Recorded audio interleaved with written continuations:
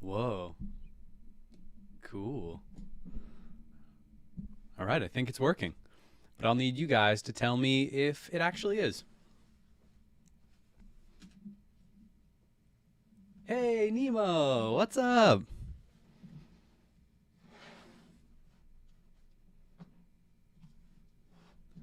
Wow, there's so many things to do. John makes it look so easy.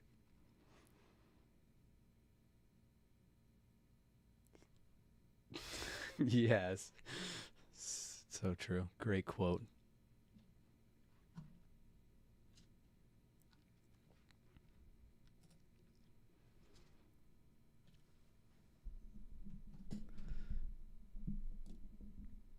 All right, I think it's going, and I'm getting a feel for this delay. How does it sound? Am I too loud? Am I too quiet? Can you even hear me? Shattermelon, it's my first stream. I'm nervous too. Oh, echo. Okay. We don't want that.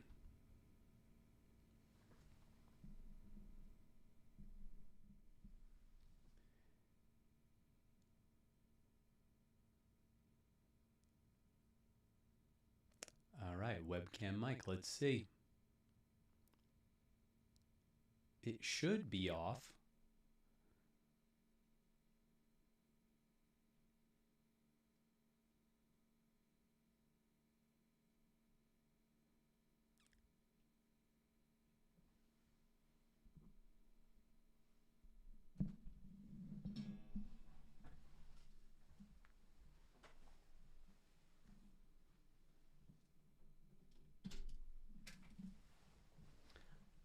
I'll just unplug the webcam. Simplifies it, you know?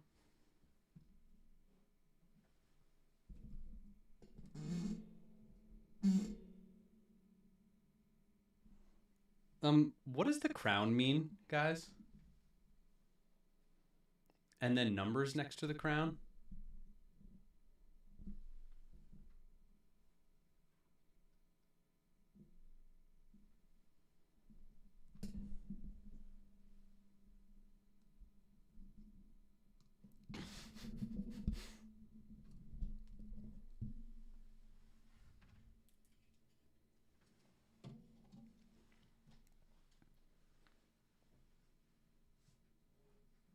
Aha, okay.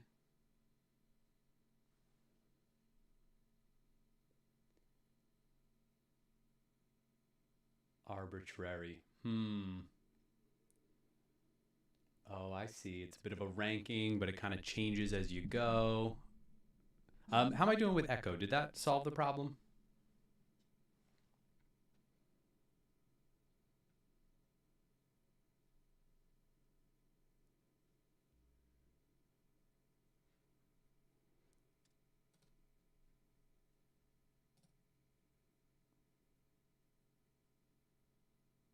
Ooh, bad, bad.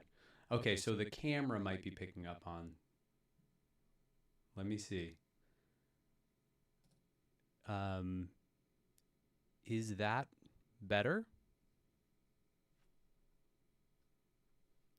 I clicked a thing to make it go mute.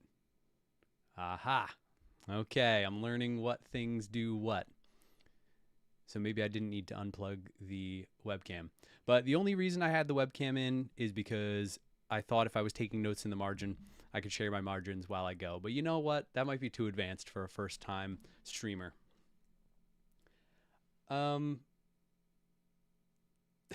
Yeah, John's seeing it from the other side. So I brought a beer today. It's probably not going to be super relevant for this exact chapter, but it felt on theme. It's called War Elephant. So I'm going to call it War Oliphant, and I'm going to drink it out of this goblet while we go. Is there going to be a method to my sips? Am I turning this into a drinking game? I don't think so. Unless you have any ideas.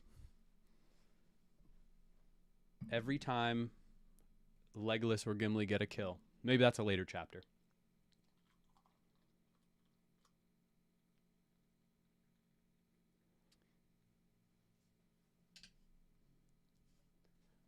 One, two, three. Delay. What do you think?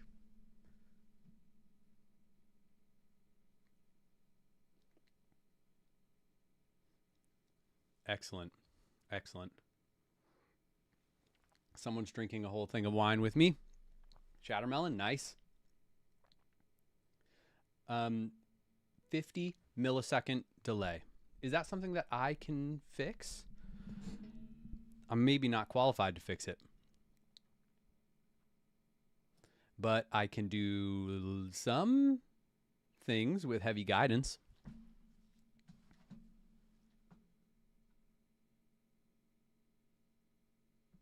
All right, cool.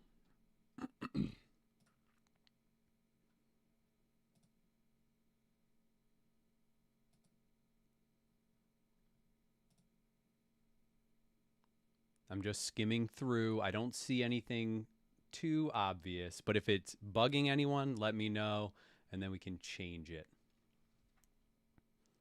John usually starts with a question. I say usually because he got so far ahead that now I can't watch his live reads. So I haven't seen a lot of the recent ones, but when I was watching the live reads, there were questions he would ask. So I was thinking of videos that I want to make. And one thing came to mind, a video about the most quotable lines from the movies ranked. And that's two things. One would be lines you quote while you watch, and another one would be lines you quote in normal life that you've integrated into your life. I like those things. So, I'm drinking out of the wrong thing. I want my goblet. What am I doing? So, yeah, if anyone has any of those, keep those coming. I'm going to go back through the comments, and I'm making a list of my own. When I watch with my brother, yeah, every time John says it's his favorite character. Yeah, that'll be a lot of drinking. Yeah, the memes, they're so classic. You know, it's part of the culture. Buckleberry Ferry, pretty niche, to be honest. But that was a trivia question one time when John was hosting a trivia night, and I got it. I was pretty proud of that one, but I don't think that's anything to be proud of with you lot. That's easy for you.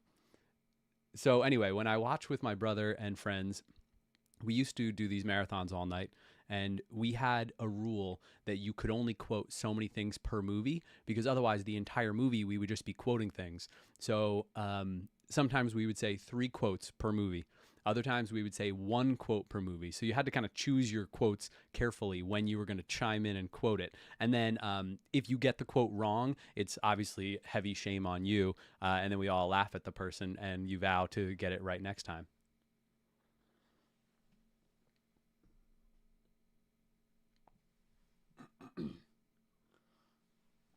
Get thee gone. That sounds pretty applicable. We'll get there. All right. I'm getting situated over here. Part of my book is falling apart, so I'm going to take this out. I was messing with my lighting, and I will continue to mess with it for future streams. Someone said that John only reads once a week, and that's too slow.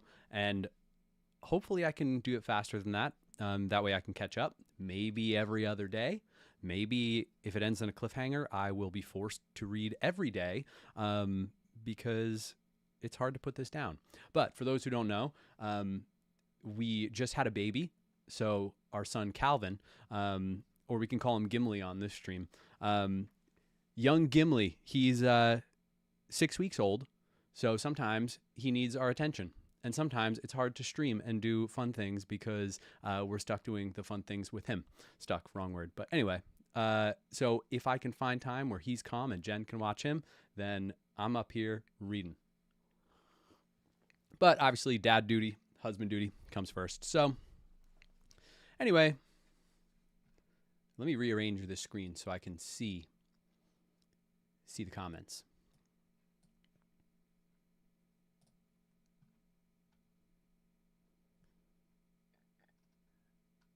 All right, cool.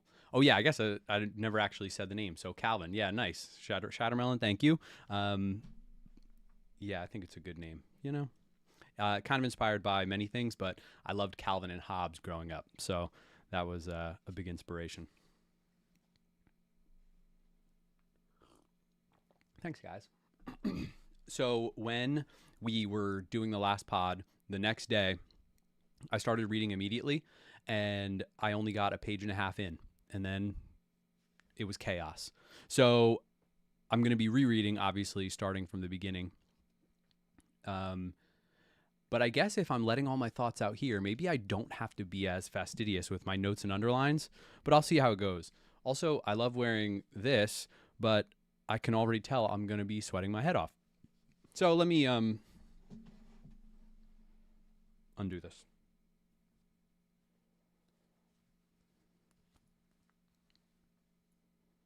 You know, I think I still have to wear that, so hope this isn't loud in the mic.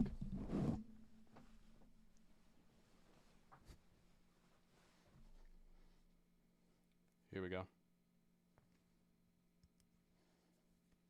Wrong placement, but I want it to be displayed properly, not blocked by the mic. All right, let's dive in. So yeah, this book is not the right one for streams or in general because it's all of the books, all 3 of them, or all 6 of them, depending on how you say it. So it's unwieldy. Got to get the thin book like John. Chapter 4, The Siege of Gondor. Pippin was roused by Gandalf. Candles were lit in their chamber.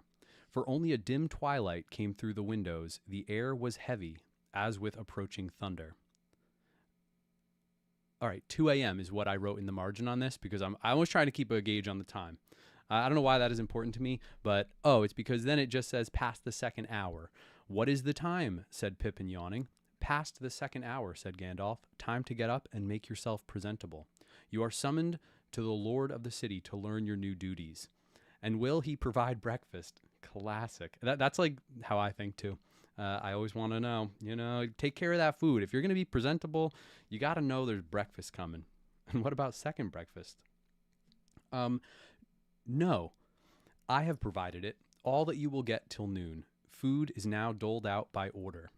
Pippin looked ruefully at the small loaf, and he thought very inadequate pat of butter, which was set out for him beside a cup of thin milk. Why did you bring me here? He said. As soon as the food is not reliable, he's like, what's going on?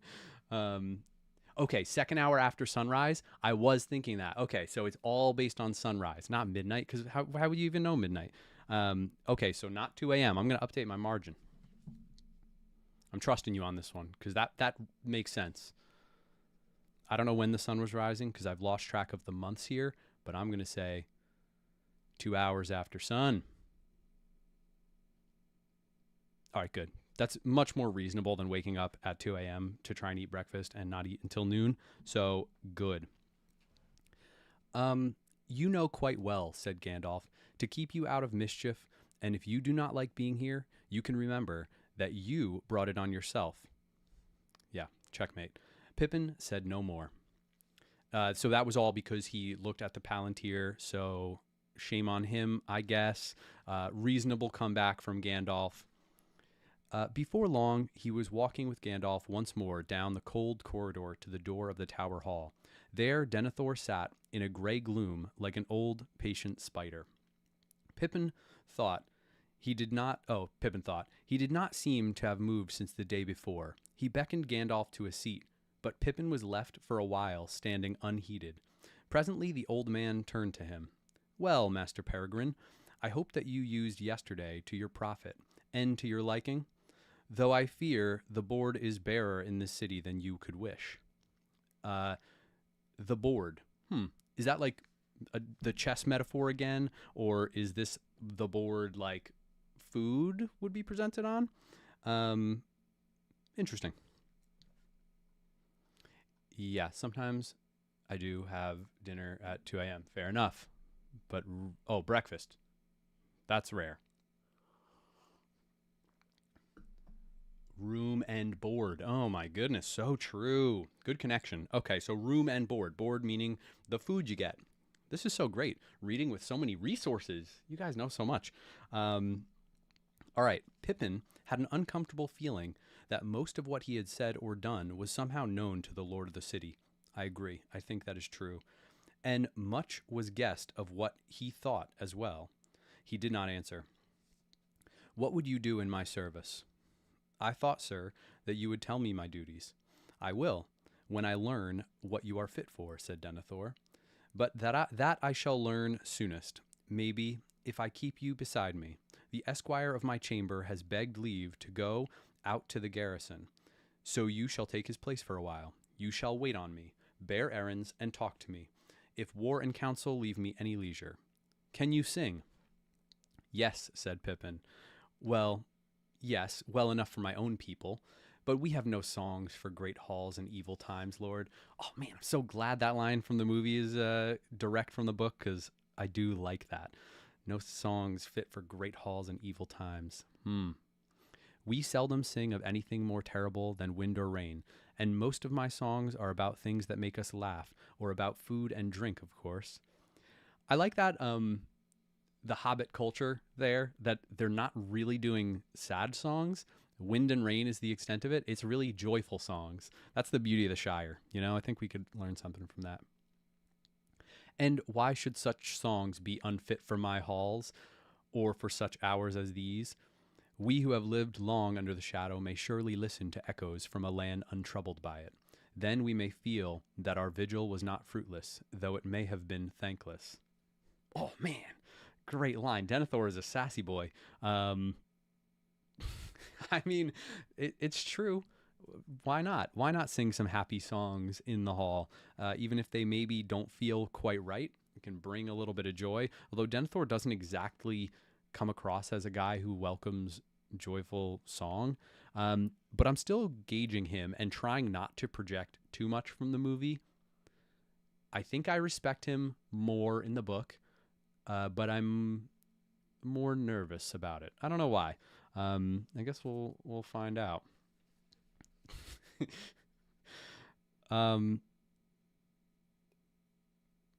Pippin's heart sank. He did not relish the idea of singing any song of the Shire to the Lord of Minas Tirith, certainly not the comic ones that he knew best.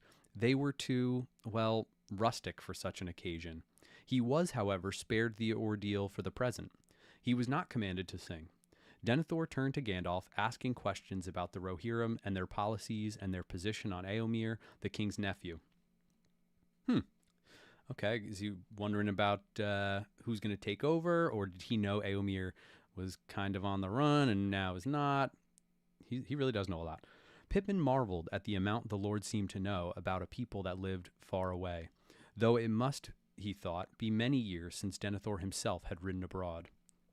Yeah, I guess that makes sense. And this is where I'm thinking he has a Palantir. That's just like where my brain goes with this. He's doing funky things. I don't think it's coming from a good place, but I want it to be. I want it to be coming from a good place. He's using his powers for good. Presently, Denethor waved to Pippin and dismissed him again for a while. Go to the armories of the citadel, he said, and get you there the livery and gear of the tower. It will be ready. It was commanded yesterday. Return when you are clad. It was as he said, and Pippin soon found himself arrayed in strange garments, all of black and silver.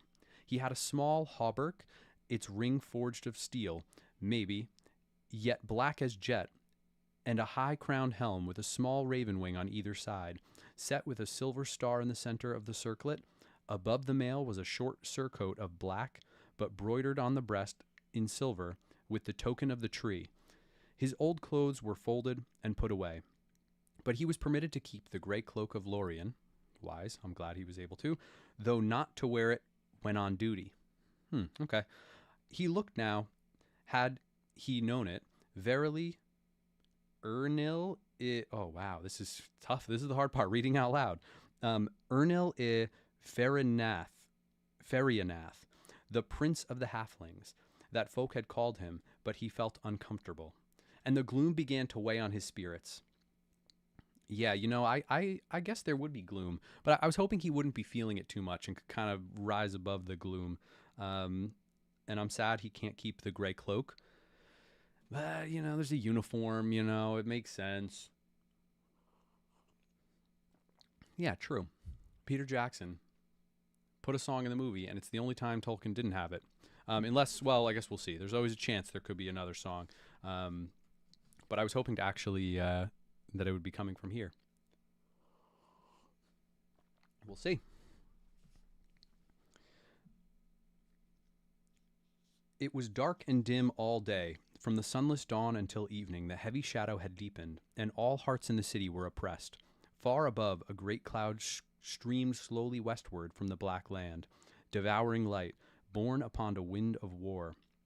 But below, the air was still and breathless, as if all the vale of Anduin waited for the onset of a ruinous storm. Man, what a writer. He knows how to set a scene.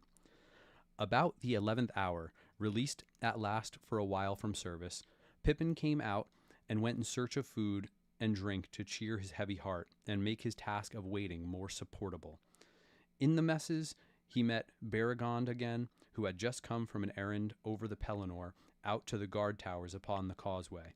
Together they strolled out to the walls, for Pippin felt imprisoned indoors and stifled even in the lofty citadel. Now they sat side by side again in the embrasure looking eastward, where they had eaten and talked the day before. So I'm just kind of looking back here because guard towers upon the causeway. Which causeway? How far out is that? Is that the one that would be over in kind of towards Osgiliath? Or where is the causeway? Maybe? Not totally sure about that one.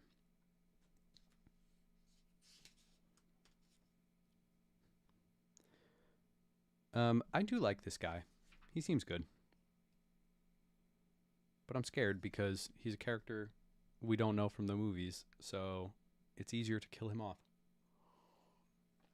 But I don't want him to die. I'm trying to balance reading these comments and reading, and I'm going to set up better lights for next time. I'm reading in my own shadow. Amateur hour over here. Denethor, different character than the films. Yeah. All right. Fair. Everyone does die eventually. But ideally at the age of 100. And by accident. No, not accident. What am I trying to say? Natural old age.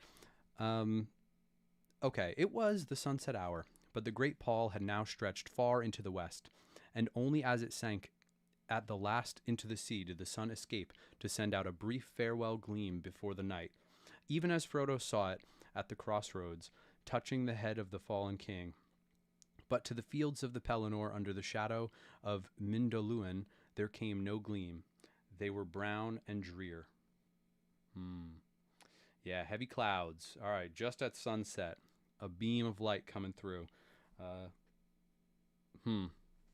Already it seemed years to Pippin since he had sat there before in some half-forgotten time when he had still been a hobbit, a light-hearted wanderer touched little by the perils he had passed through. Now he was one small soldier in a city preparing for a great assault, clad in the proud but somber manner of the Tower Guard. In some other time and place, Pippin might have been pleased with his new array, but he knew now that he was taking part in no play. He was in deadly earnest, the servant of a grim master in the greatest peril. The hauberk was burdensome, and the helm weighted upon his head. His cloak he had cast aside upon the seat. He turned his tired gaze away from the darkling fields below and yawned, and then he sighed. So I guess the 11th hour means it's pretty much evening, nighttime, sunset. Okay. And they're getting ready for bed, and that was the whole day. Okay. Unless there's more to come in this darkness. But it was setting an ominous tone. I was nervous bad things were about to go down.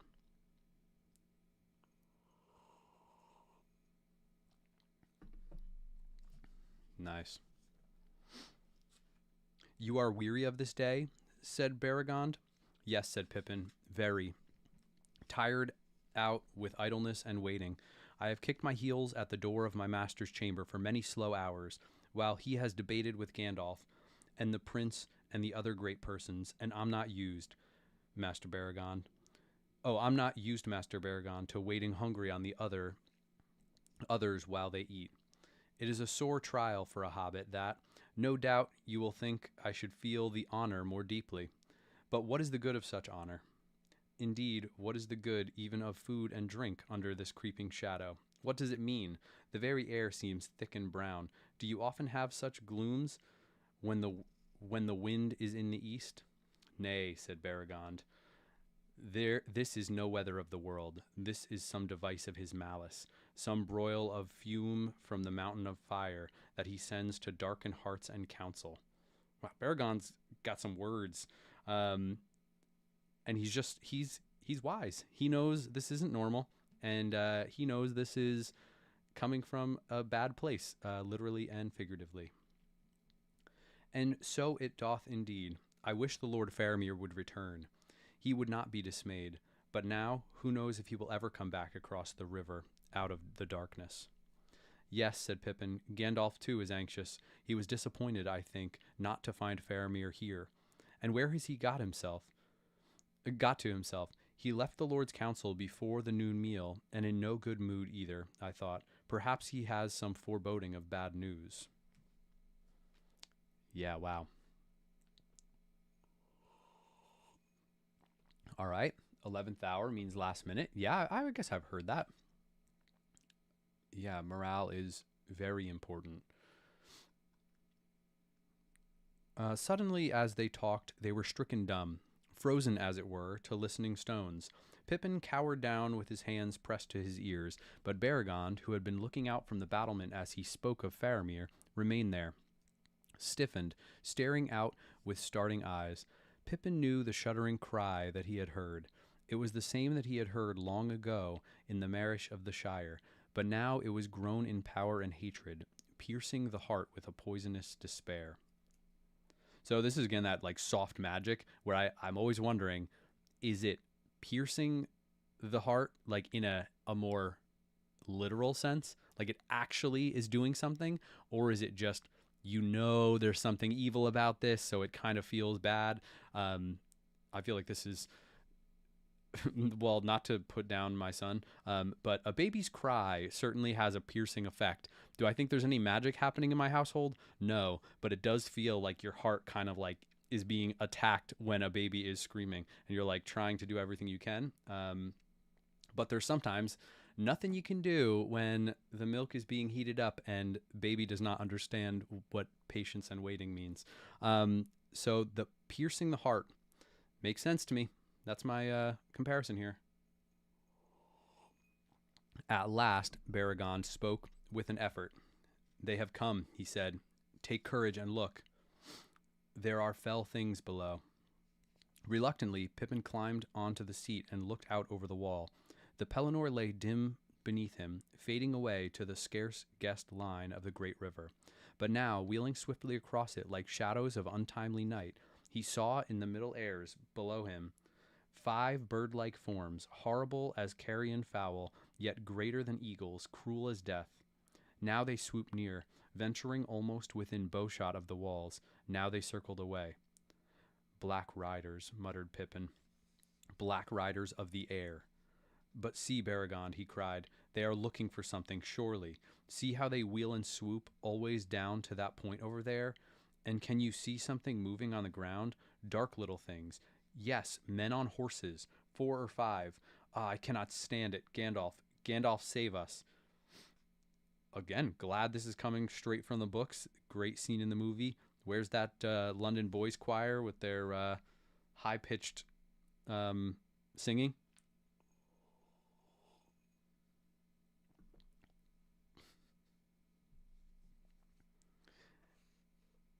All right.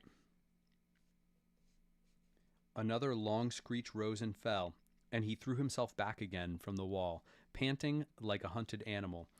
Faint and seemingly remote, through that shuddering cry he heard, winding up from below, the sound of a trumpet, ending on a long high note. Faramir, the Lord Faramir, it is his call, cried Baragond. Brave heart.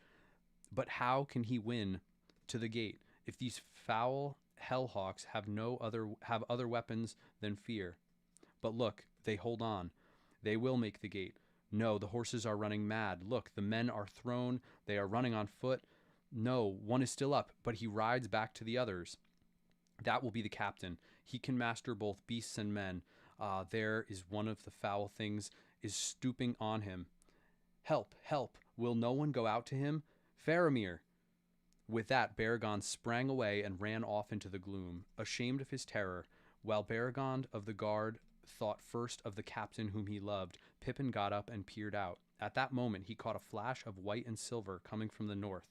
Like a small star down on the dusky field, it moved with the speed of an arrow and grew as it came, converging swiftly with the flight of the 4 men towards the gate. It seemed to Pippin that a pale light was spread about it, and heavy shadows gave way before it, and then as it drew near, he thought that he heard, like an echo in the walls, a great voice calling. Gandalf, he cried. Gandalf, he always turns up when things are darkest. Go on, White Rider. Gandalf, Gandalf, he shouted, wildly like an onlooker at a great race, urging on a runner who is far beyond encouragement. Yes. Go, Gandalf. Coming from the north. Okay, interesting. Because what was he out doing? Or did he just have to go out a different gate? I thought he was going to come from the city directly from west to east. Yeah, Hellhawk is a better name. Oh yeah, I'm probably reading very fast because I'm trying to capture the urgency and I want to know what's going to happen. But also tell me if this is way too fast. But there's a lot of exciting things happening. Also, I should watch what John does. How into it does John get? You know, should I be going crazy and reading in different voices? I don't know if I have it in me, but maybe when I get better at this. But now, the dark swooping shadows were aware of the newcomer. One wheeled toward him, but it seemed to Pippin that he raised his hand, and from it a shaft of white light stabbed upwards.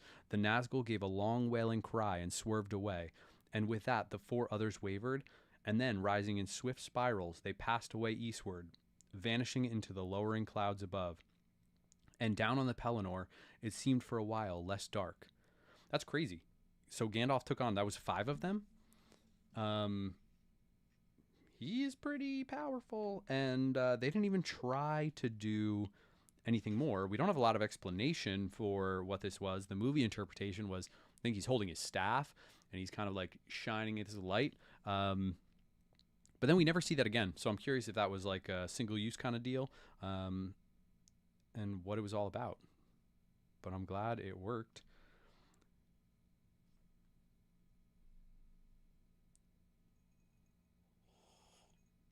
Oh, that's a good point. John's always writing down good topics for video essays. So, yeah, I should do the same. I have my trusty pen, and I do have a pad here, and I'm going to be writing down some good things for video essays. Um, but I have to think in those terms. Okay, good. That's a good reminder. So if I come up with anything, I'll make sure John already hasn't done a giant video essay on it. And if it's something new that I can contribute, then I will make one. Um, but for now, one job, catching up. All right. All right, maybe I can turn even more so. Where were we? It seemed less dark. Pippin watched, and he saw the horseman and the white rider meet and halt, waiting for those on foot. Men now hurried out to them from the city, and soon they all passed from sight under the outer walls, and he knew that they were entering the gate. Guessing that they would come at once to the tower and to the steward, he hurried to the entrance of the citadel. There he was joined by many others who had watched the race and the rescue from the high walls.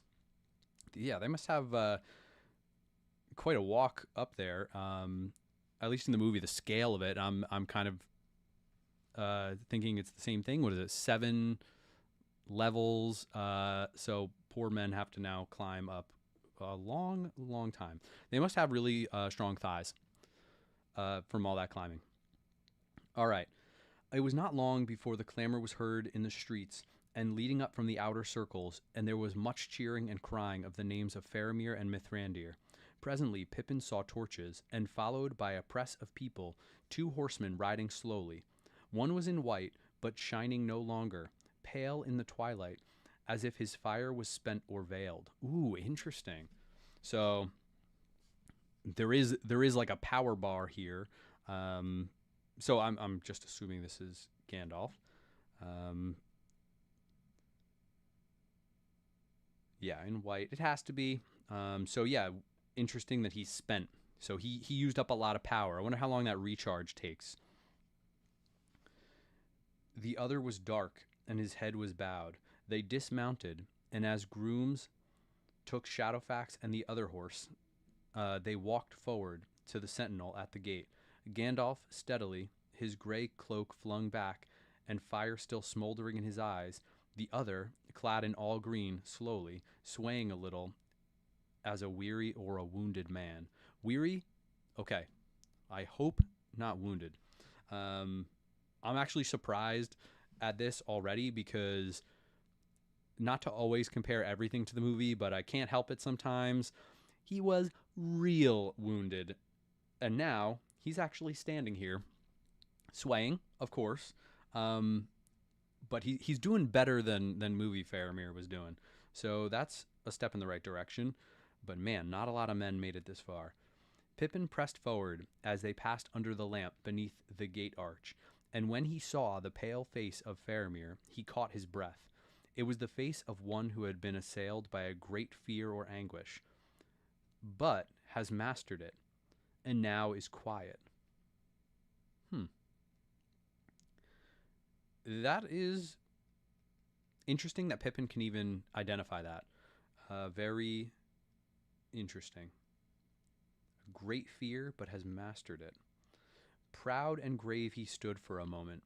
As he spoke to the guard, and Pippin, gazing at him, saw how closely he resembled his brother Boromir, whom Pippin had liked from the first, admiring the great man's lordly but kindly manner.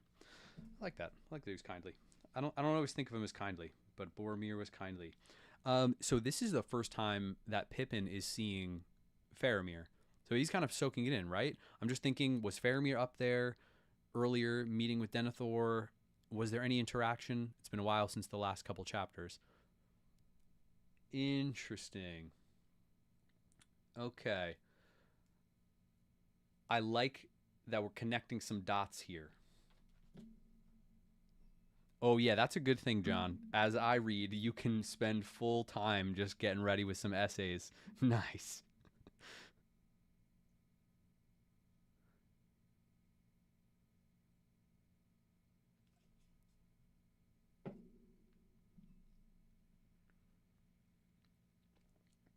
I think I like Boromir more now than I used to. Is that just because I've grown older, or I understand the power of the ring a little bit more, or I understand the temptation in men's heart? Or is it that the book is presenting him better? I don't know. Ooh, there's an essay idea. I'm going to even write that one down.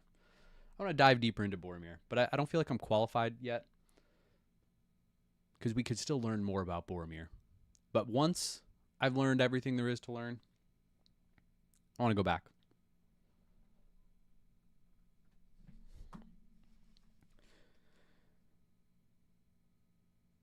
All right, kindly manner. Yet suddenly, for Faramir, his heart was strangely moved with a feeling that he had not known before. Here was one with an air of high nobility, such as Aragorn. Ooh, wow, what a comparison. Comparing to Aragorn, at times revealed, less high perhaps, yet also less incalculable. That's a tough word, I'm not even going to try it again. And remote, one of the kings of men, born into a later time, but touched with the wisdom and sadness of the elder race. He knew now why Baragon spoke his name with love. He was a captain that men would follow, that he would follow, even under the shadow of the black wings. Faramir, he cried out aloud with the others. Faramir! And Faramir, catching his strange voice among the clamor of the men of the city, turned and looked down at him and was amazed. Well, it's even funny that Faramir is even trying to listen to the specific things people are saying. I'm imagining a whole crowd, and he's still somehow like paying attention and taking note of things. And he's been through a lot. I would think he'd be single-minded on this, but he's actually absorbing his surroundings. Wow, what a section on Faramir though. Comparing to Aragorn, and Pippin is picking up on so many deep things. Kings of men born into a later time, touched with wisdom and sadness of the elder race. So how does Pippin know about the elder race? Is this stuff that they talk about in the Shire too, where they kind of know, I guess the men, is that men of Numenor? It's interesting that Pippin even could identify that, and awesome that Faramir's got such good aura, you know? Whence come you, he said, a halfling, and in the livery of the tower? Whence? But with that, Gandalf stepped to his side and spoke. He came with me from the land of the halflings, he said. He came with me, but let us not tarry here. There is much to say and to do, and you are weary. He shall come with us. Indeed, he must. For if he does not forget his new duties more easily than I do, he must attend on the Lord again within this hour. Come, Pippin, follow us. Oh, yeah, nice. It somehow still feels weird to me, but I love that Gandalf is just bringing him along and saying he's got important stuff to do. And I think this comes from I keep projecting that Gandalf knows a little of the future and has plans for Pippin, because it doesn't like quite make sense to me that Pippin is being tied into all of this. Like on some level it feels like it shouldn't be happening, but Gandalf keeps bringing him along, and it's like it feels like this is coming from some higher level of I don't know, divine predestination for Pippin's role in the future. But I like it. Or maybe this is just some kind of instinct coming from Gandalf.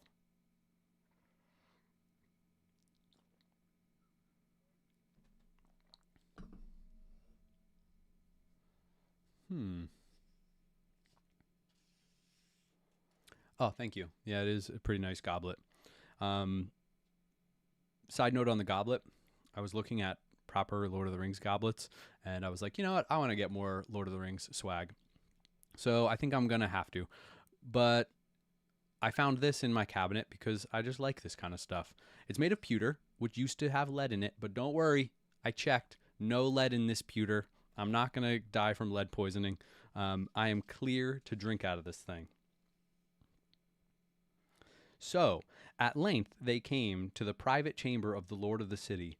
There deep seats were set about a brazier of charcoal, and wine was brought. And there Pippin, hardly noticed, stood behind the chair of Denethor, and felt his weariness little. So eagerly did he listen to all that was said.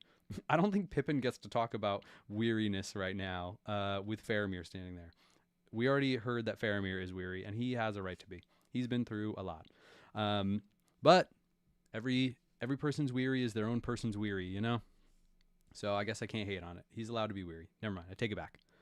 When Faramir had taken white bread and drunk a draught of wine, a draught, he sat upon a low chair at his father's left hand. Insult. Removed a little upon the other side, and sat Gandalf in a chair of carven wood. And he seemed at first to be asleep. For at the beginning Faramir spoke only of the errand upon which he had been sent out 10 days before.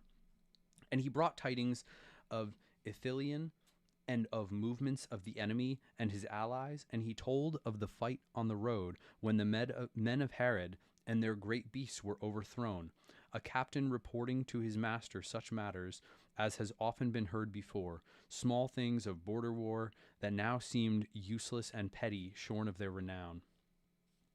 All right, 10 days. Cool. Keep my timeline going here. Because the movies keep it a little bit more linear. In the book, we're bouncing around a little bit more. So I try to keep a little bit of track of things. Not like it matters a ton. But sometimes it feels a little weird where I need to take these cues to mean, like, to help me line up where these chapters connect. All right. Then suddenly Faramir looked at Pippin, but now we come to strange matters, he said, for this is not the first halfling that I have seen walking out of northern legends into the Southlands. Again, I love that halflings are like legends, like us seeing like a leprechaun in real life and being like, whoa, you're real? What's up? Like a unicorn. At that, Gandalf sat up and gripped the arms of his chair, but he said nothing. And with a look... Oh yeah, because Gandalf didn't know. That is great. So this is the moment Gandalf is saying, wait, hold on. You have met another halfling? That can only be Frodo and Sam. Oh, that's so great. A look stopped the exclamation on Pippin's lips. Denethor looked at their faces and nodded his head, as though in sign that he had read much there before it was spoken. He's sly. He reads people really well. Slowly, while the others sat silent and still, Faramir told his tale, with his eyes, for the most part, on Gandalf, though now and again his glance strayed to Pippin, as if to refresh his memory of others that he had seen. Yes. And I like that he's keeping his eyes on Gandalf. It's like the stuff he was talking about before maybe feels like it was for Denethor. That's why he was out there spending 10 days kind of doing some investigation, coming back with information.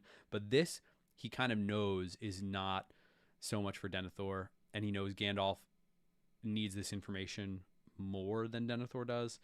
So it's like there's a certain respect there. And I'd love to hear more about Faramir and Gandalf interacting when Faramir was a kid. Like, wasn't he like 10 when Gandalf was there the last time, or he was very young? It's just so cool. So you kind of feel the history there where there's a certain trust. As his story was unfolded of his meeting with Frodo and his servant at the events of Henneth Annwn, Pippin became aware that Gandalf's hands were trembling as they clutched the carven wood. Trembling? Wow, that's like more raw than I expected. White they seemed now, and very old.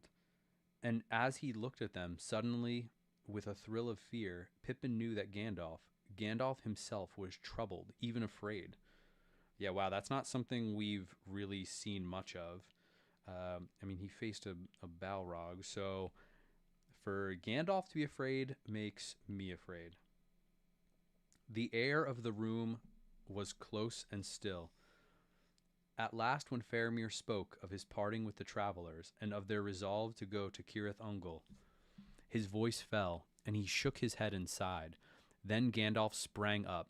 Cirith Ungol, Morgul Vale, he said. The time, Faramir, the time. When did you part with them? When would they reach that accursed valley? Yeah, Gandalf knows a lot of stuff.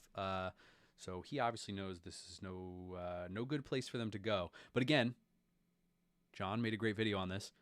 What was Gandalf's plan? Where would he have them go?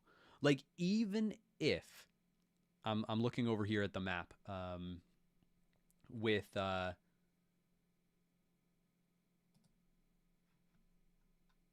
so even if everything went to plan, how were they planning on getting in? The Black Gate just doesn't feel practical. Even if you have the whole fellowship, could they ever have gotten in the Black Gate? I don't think so. Were they going to go all the way around? Is there anything way off to the east? Um, maybe there could be other secret things we don't know about. But to be honest, given the information, however limited it may be, that I have, I still, on some level, feel like trying to take on Shelob might be the best bet to get in. Now, when we get back to Sam and Frodo and figure out how many more orcs are over there, clearly there's more going on than just Shelob, but like, it's weird that Gandalf is so thrown off by this, because how would he want them to go? This has to be one of their best shots. Well, anyway, maybe we get some more information. All right, let me check the chat. Yeah, whoa, cool. Big colors, donations, cool. John can donate from one channel to another. That's so great. Wow, that's so cool. It feels good to get donations. Hey, Michael, name on the goblet.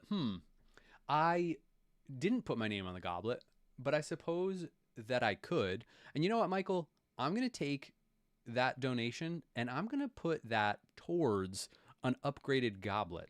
And maybe my name does have to be on it, I think it's a pretty good goblet, but I feel like I wanted something more like a Stein, like something they had in the movie. Like that feels a little more medieval to me. So I'm going to put that towards a future goblet. That way, when me and John are caught up together, and maybe we could do some co-reads, we can have multiple goblets, because it's fun to have big medieval drinking things. I'm saying medieval in a vague sense because I'm going to continue to drink out of this even after I'm done reading. But obviously, I mean from Middle-earth. Also, for anyone who is concerned that I'm using these books as just a giant cup holder, fear not.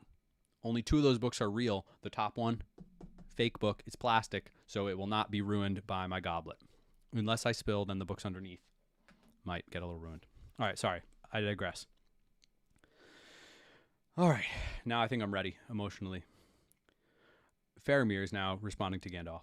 I parted with them in the morning 2 days ago, said Faramir.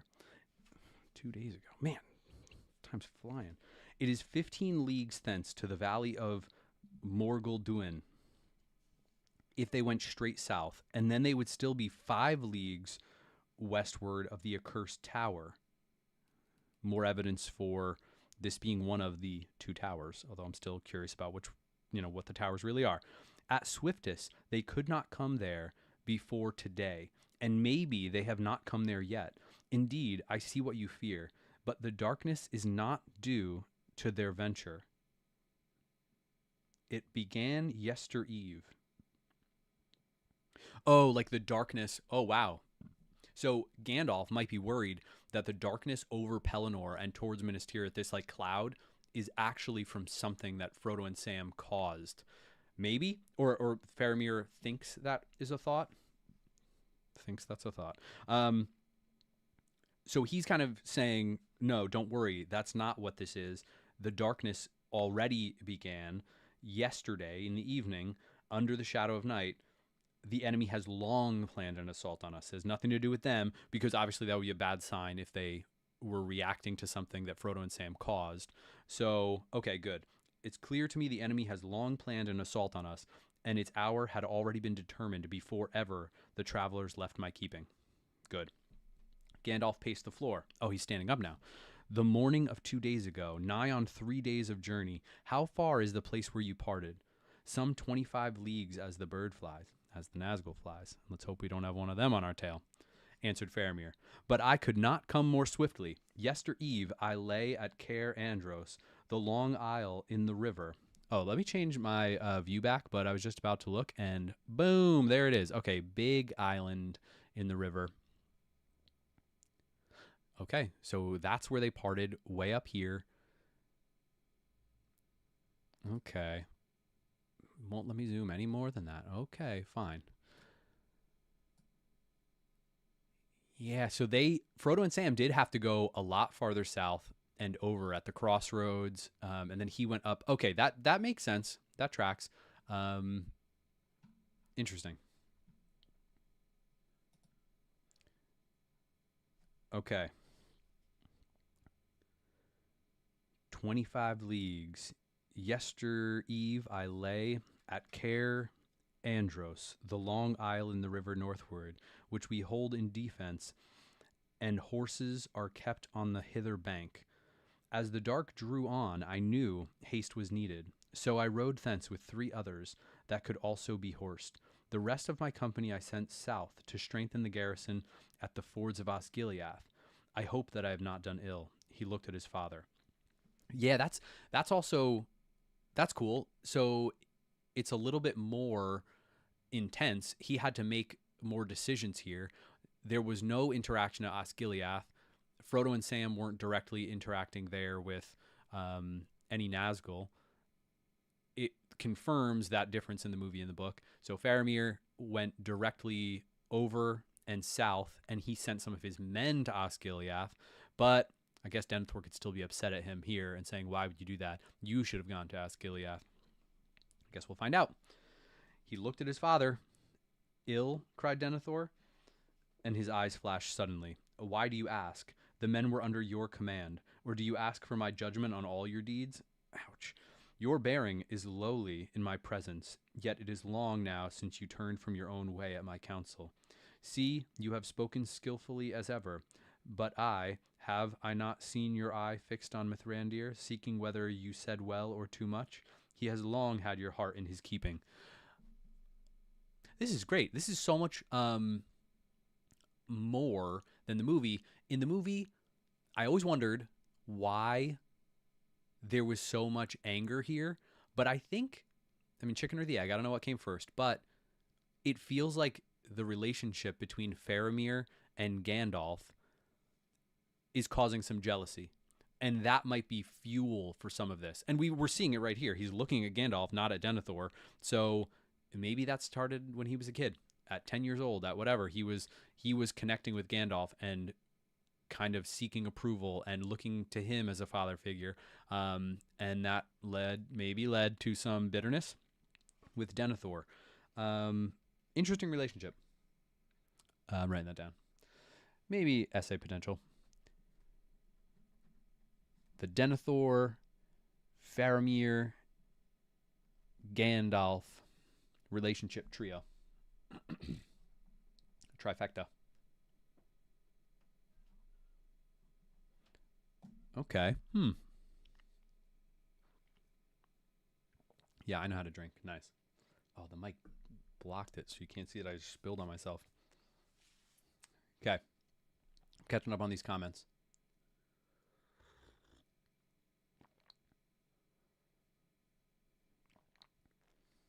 Okay, small islands are called Iat or Ait. Yeah, it does look big. It looks huge on the map, Care Andros. And I think, just making this up, but I'm going to check right now, it is the only island shown on the map. All right, I take it back. Let me go real quick. I'm just going to show. It's not actually the only island. Way up here, there are a few more islands. But it appears to be the first island shown on this map. And then, yeah, not until you get up near Mirkwood. I don't know what this area is exactly called, and Rovianian. Yep, I messed that up. There are a few more islands. Okay, but not many. And this, we can say definitively, biggest island on Anduin. Cool. Learned something new.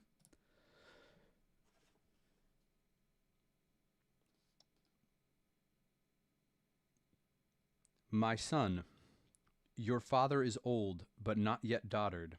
I can see and hear as was my wont, and little of what you have half said or left unsaid is now hidden from me. I know the answer to many riddles. Alas, alas for Boromir. If what I have done displeases you, my father, said Faramir quietly, I wish I had known your counsel before the burden of so weighty a judgment was thrust on me. Would that have availed to change your judgment, said Denethor? You would still have done just so, I deem. I know you well. Ever your desire is to appear lordly and generous as a king of old, gracious, gentle. That may well befit one of high race, if he sits in power and peace, but in desperate hours gentleness may be repaid with death. So be it, said Faramir. Ouch. Yeah, he's not messing around. It's weird that Denethor has such disdain, and it feels like all of the men respect him. And it feels like there is gentleness, but not always. He's like kind of harsh sometimes. He was ready to kill Gollum, kind of Frodo and Sam. So, yeah, there's gentleness, but there's other stuff too. Also, yeah, these are long chapters. I'm not losing my voice yet, so that's good. I don't even know how long we've been going. Oh, wow, an hour? Cool. So I'm going to keep going. I don't know how much longer, but at some point, if it's really getting crazy, I might have to split it. Wow, this is long. I'm just like flipping pages. But I'm not worried. We'll keep cruising. And if I hear too much chaos of baby Gimli downstairs crying, I'll have to go down and assist. But Jen assures me she can handle things down there. But I just feel bad leaving her hanging for too long. And then, of course, I'll have to update her on what's happening in these chapters since I'm reading without her. Okay, back to what we're doing. So be it, said Faramir.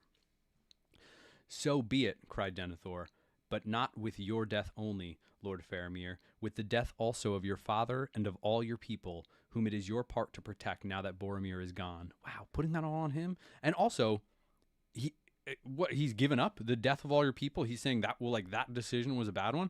Wait, what did he want him to do? He really just wanted him to also go to Osgiliath with them? Like, 4 extra people? What's that going to do? He's just being mean. Oh, another movie line. I see it. Do you wish then, said Faramir, that our places had been exchanged? Yes, I wish that indeed, said Denethor. I always mark these little things when it's a movie quote, because I love seeing that. Keeping it exact.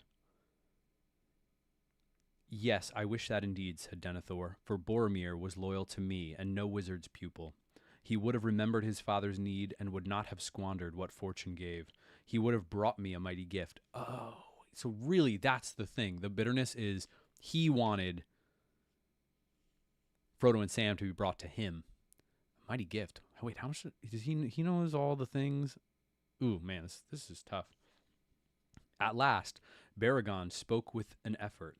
They have come, he said. Take courage and look. There are fell things below. Reluctantly,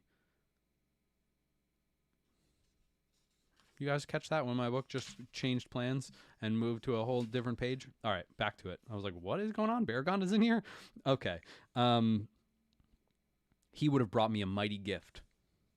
For a moment, Faramir's restraint gave way. I would ask you, my father, to remember why it was that I, not he, was in Ithilien. On one occasion at least, your counsel has prevailed, not long ago. It was the lord of the city that gave the errand to him. Yeah, he's getting a little sassy here. A little sassy. You can get the spice of their relationship. Denethor was the one who sent him up there, you know? Stir not the bitterness in the cup that I mixed for myself, said Denethor. Have I not tasted it now many nights upon my tongue, foreboding that worse yet lay in the dregs? As now indeed I find.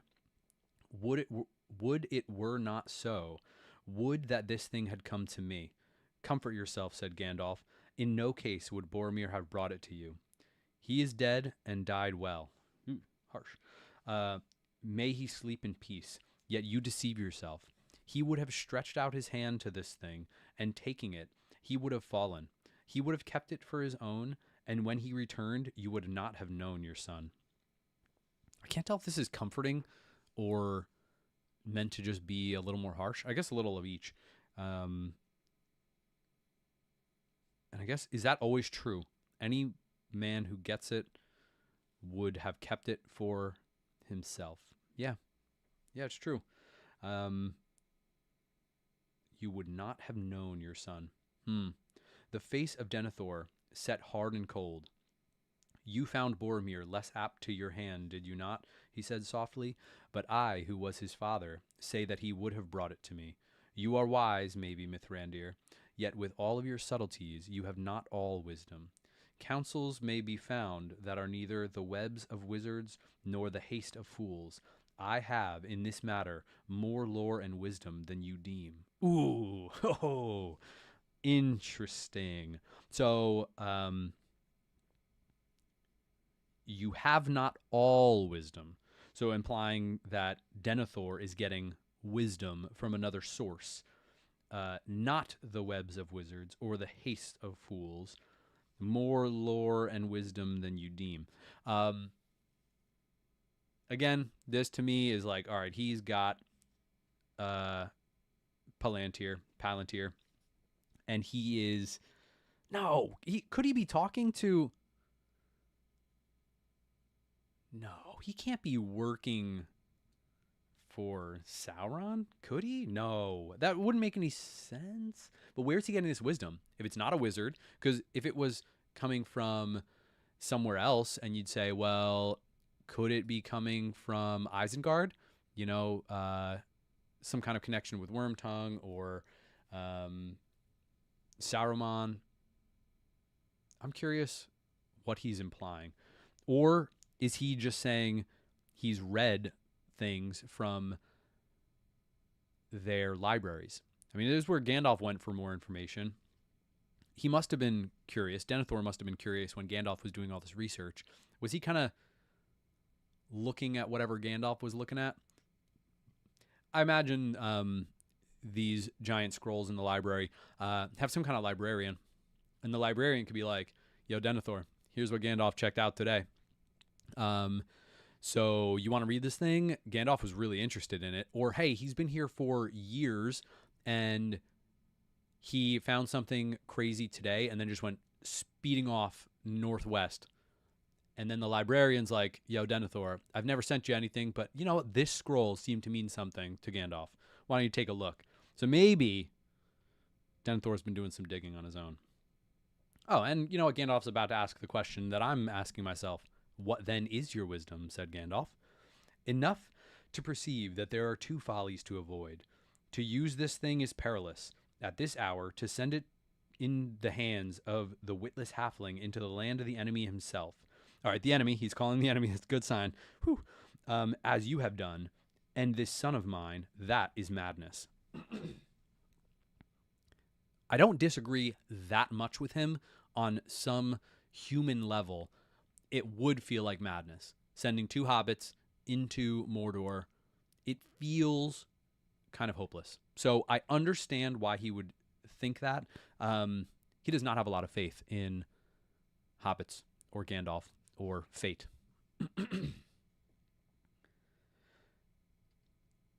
And the Lord Denethor, what would he have done?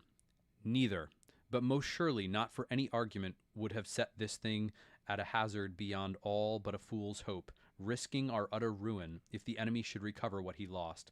Nay, it should have been kept hidden dark and deep, not used, I say, unless the uttermost end of need, but set beyond his grasp, save by a victory so final that what then befell would not trouble us, being dead.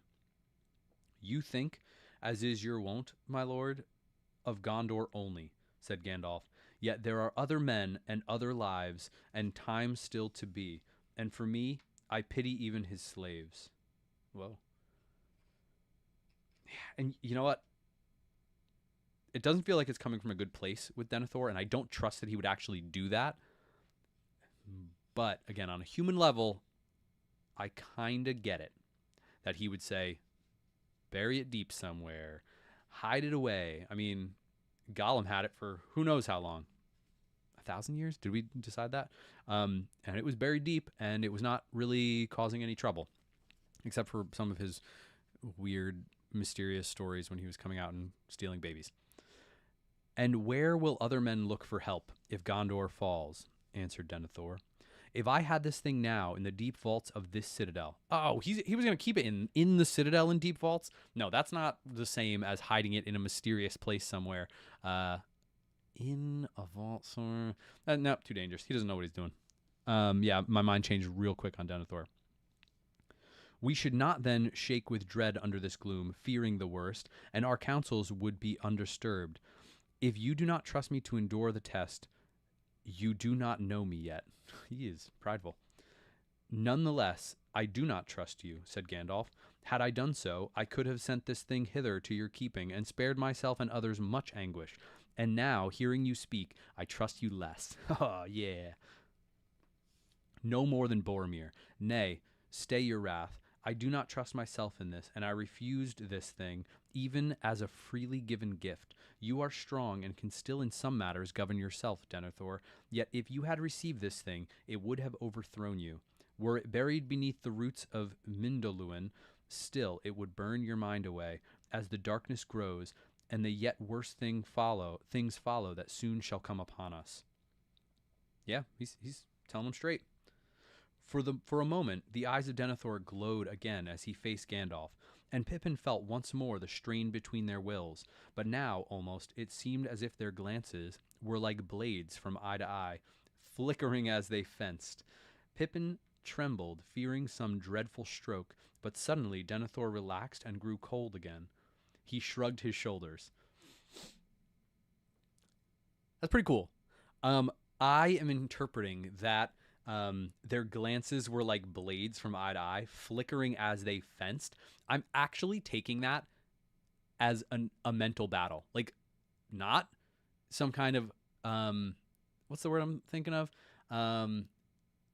Hypothetical battle, or it was really, I think, that they each have power to read minds a little bit on some level. And I think Gandalf was trying to understand his mind, and Denethor was trying to understand Gandalf's mind, and they were actually battling. Maybe this is a little Harry Potter projection, but it does feel like this was a little bit of a Harry Snape mental battle. And I love that they were fencing in their minds with their eyes and blades back and forth. And I guess I'm going to take that as Gandalf winning when suddenly Denethor relaxed. Maybe winning. If you had, he said, such words and ifs are vain. It has gone into the shadow, and only time will show what doom awaits it, and us. The time will not be long in what is left. Let all who fight the enemy in their fashion be at one, and keep hope while they may. And after hope is still hardihood to die free. I don't know, hardihood. He turned to Faramir. What think you of the garrison at Osgiliath? You know what? I'm glad he's at least coming back to hope. And hope to die free. That's not exactly optimistic, but I do want them to keep hope, and Denethor's at least saying that. On some level, he believes it, I hope, so that's something. It is not strong, said Faramir. I have sent the company of Ithilien to strengthen it. As I have said, not enough, I deem, said Denethor. It is there that the first blow will fall. They will have need of some stout captain there.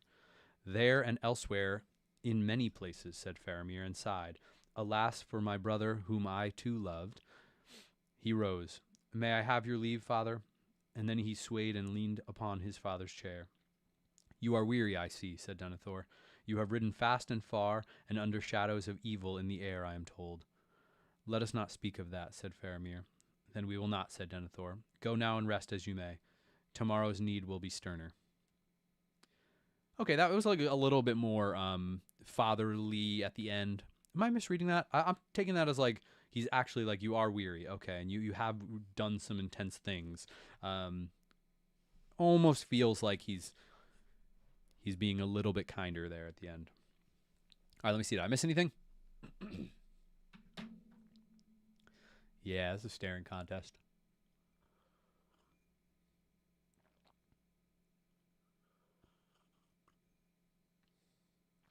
Oh, Aquila, you think Faramir and Denethor both have gotten those readings of Isildur?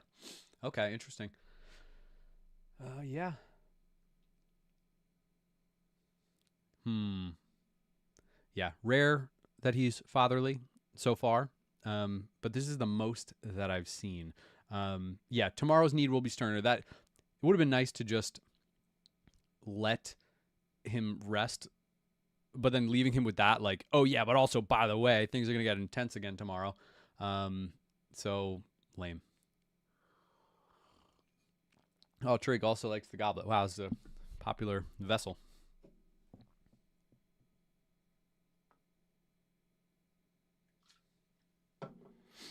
All right. All now took leave of the lord of the city and went to rest while they still could. Outside there was a starless blackness as Gandalf, with Pippin beside him, bearing a small torch, made his way to their lodging. They did not speak until they were behind closed doors. Wise. Then at last Pippin took Gandalf's hand. Tell me, he said, is there any hope? For Frodo, I mean, or at least mostly for Frodo. Like, so he's saying for Frodo, but also like me too, like us. Gandalf put his hand on Pippin's head. There never was much hope. Just a fool's hope. And I have been told, as I have been told, I'm going to underline that one. But see, that's it. And I think that's like that also, that Gandalf hope that I'm always loving. And when I heard of Cirith Ungol, he broke off and strode to the window, as if his eyes could pierce the night in the east. Cirith Ungol, he muttered. Why that way, I wonder? He turned. Just now, Pippin, my heart almost failed me hearing that name. And yet, in truth, I believe that the news that Faramir brings has some hope in it. For it seems clear that our enemy has opened his war at last and made the first move, while Frodo was still free. So now, for many days, he will have his eyes turned this way and that, away from his own land. And yet, Pippin, I feel from afar his haste and fear. He has begun sooner than he would. Something has happened to stir him. What? What happened? I mean, maybe it's about to be answered, but like, what would have stirred him? Was this when Aragorn takes the Palantir and looks at it?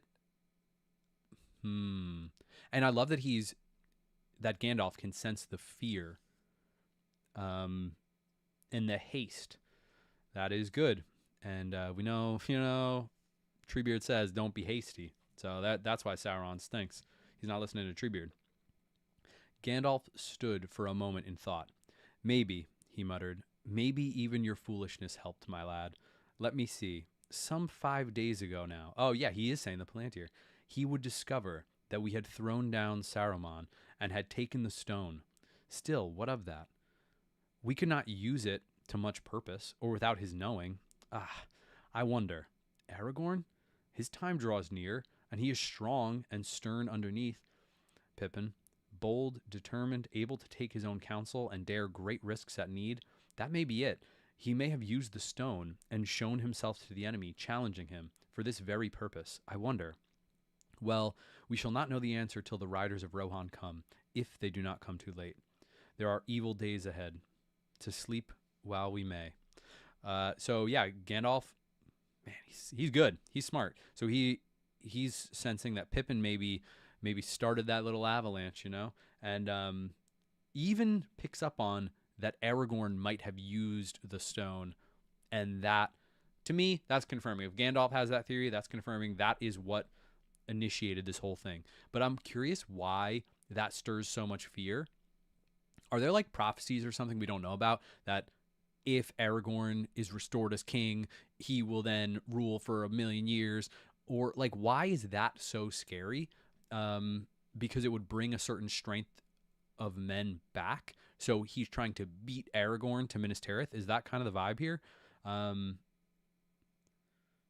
understand that on some level that would be important, but I'm just curious why, if there's more to it, more definitive information of why that would be so bad for Sauron if Aragorn became king. And also, if it was peaceful times and Aragorn came back, is it a guarantee that he would have just taken over as king? Or would there be some infighting with Denethor and everything else? I'm curious how that would go if it was just no evilness about it and Aragorn just went down there.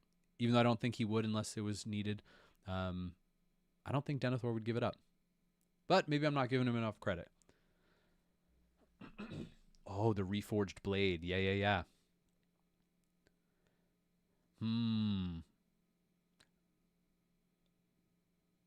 Yeah, so there's like and I appreciate no spoilers. Respect. Because Aquila is saying it's kind of the ancestors of Aragorn have always been fighting and always seem to kind of get a win in weird ways, so that's scary to him. You know, it makes sense. Aragorn wants to be king. Yeah, I think he does. Much more so in the books than the movies, it seems. Okay. Sleep while we may. But, said Pippin. But what, said Gandalf. Only one but will I allow tonight. Gollum, said Pippin. How on earth could they be going about with him, even following him? And I could see that Faramir did not like the place he was taking them, to any more than you do. What is wrong? I cannot answer that now, said Gandalf. Yet my heart guessed that Frodo and Gollum would meet before the end, for good or for evil. But of Cirith Ungol I will not speak tonight. Treachery, I fear. Treachery of that miserable creature. But so it must be. Let us remember that a traitor may betray himself and do good that he does not intend. It can be so sometimes. Good night. Kind of some blatant foreshadowing. A traitor may betray himself and do good that he does not intend. What you intended for evil, I intended for good. The next day came with a morning like a brown dusk, and the hearts of men lifted for a while by the return of Faramir, and sank low again. Okay, but that didn't last long. One sentence and sank low. The winged shadows were not seen again that day. Yet ever and anon, high above the city, a faint cry would come, and many who heard it would stand stricken with a passing dread, while the less stout-hearted quailed and wept. Ooh, like literally weeping? Okay, well, Pippin's stronger than them. Respect. And now Faramir was gone again. They give him no rest, some murmured. The Lord drives his son too hard, and now he must do the duty of two, for himself and the one that will not return. And ever men look northward asking, where are the riders of Rohan? They really expected the riders this quickly? In truth, Faramir did not go by his own choosing, but the lord of the city was master of his council, and he was in no mood that day to bow to others. Early in the morning the council had been summoned. There all the captains judged that because of the threat in the south, their force was too weak to make any stroke of war on their own part, unless perchance the riders of Rohan yet should come. Meanwhile, they must man the walls and wait. That's kind of bleak. Waiting on the edge of a battle they can't escape.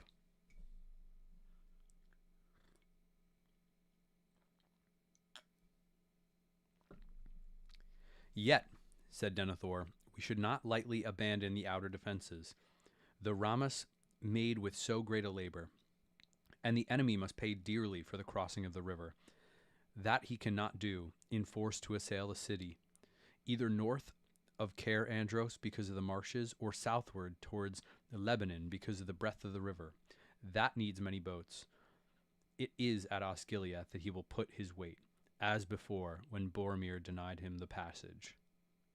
As before. What was the before? So Boromir fought him back? Wait, when was that? So Denethor knows his stuff, and he's really saying there's no choice. It will be Osgiliath. And he also knows they're not going to stop him at Osgiliath, but they'll make him pay dearly. So it's just like fair.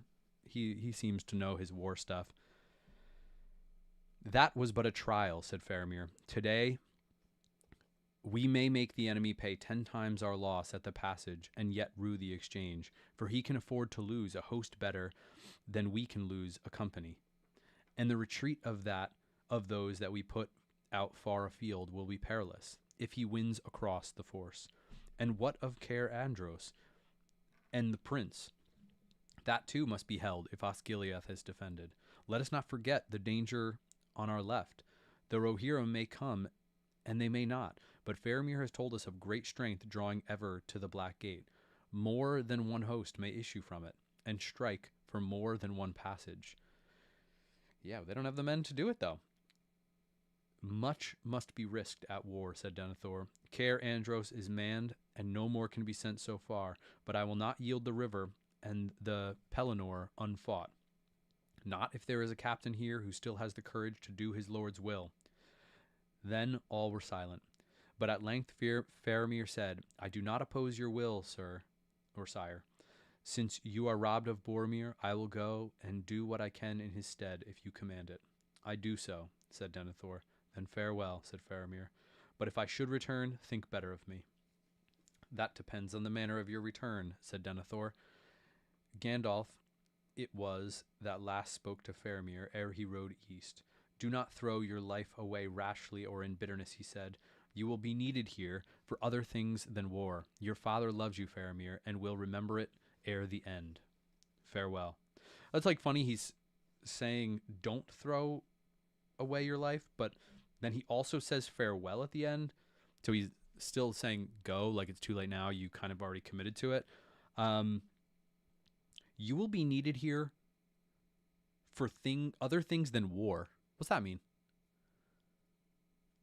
Like ruling? No, that's kind of like still part of the war thing, right? Like if he's in charge, it's because of the war that he might need to make decisions or become the steward. Or maybe Gandalf just knows that Denethor will need to be reined in at some point. And then Gandalf knows that his father loves him. He just doesn't know how to show it. He's not emotionally mature. Okay. Interesting. Kind of like a weird response from Gandalf. Or maybe he's afraid that Faramir would literally throw his life away, like do something too rash in Osgiliath. But if he can keep a level head, he might actually be able to get out. So I'm just seeing the difference here in the movie. Where the scene that already happened with Gandalf, usually, or in the movie, it was happening after retreating Osgiliath. Now it just showed that earlier. So I'm curious because we're in uncharted territory. What's going to happen out there? How's that retreat going to look? Interesting.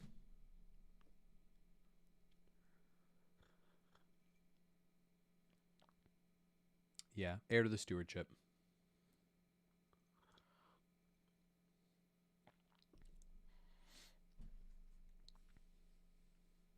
Yeah, he is kind of a sensible general. Not exactly kind, but sensible. So now the Lord Faramir had gone forth again, and had taken with him such strength of men as were willing to go or could be spared. On the walls some gazed through the gloom toward the ruined city, and they wondered what chanced there, for nothing could be seen. And others, as ever, looked north, and counted the leagues to Theoden in Rohan. Will he come? Will he remember our old alliance, they said.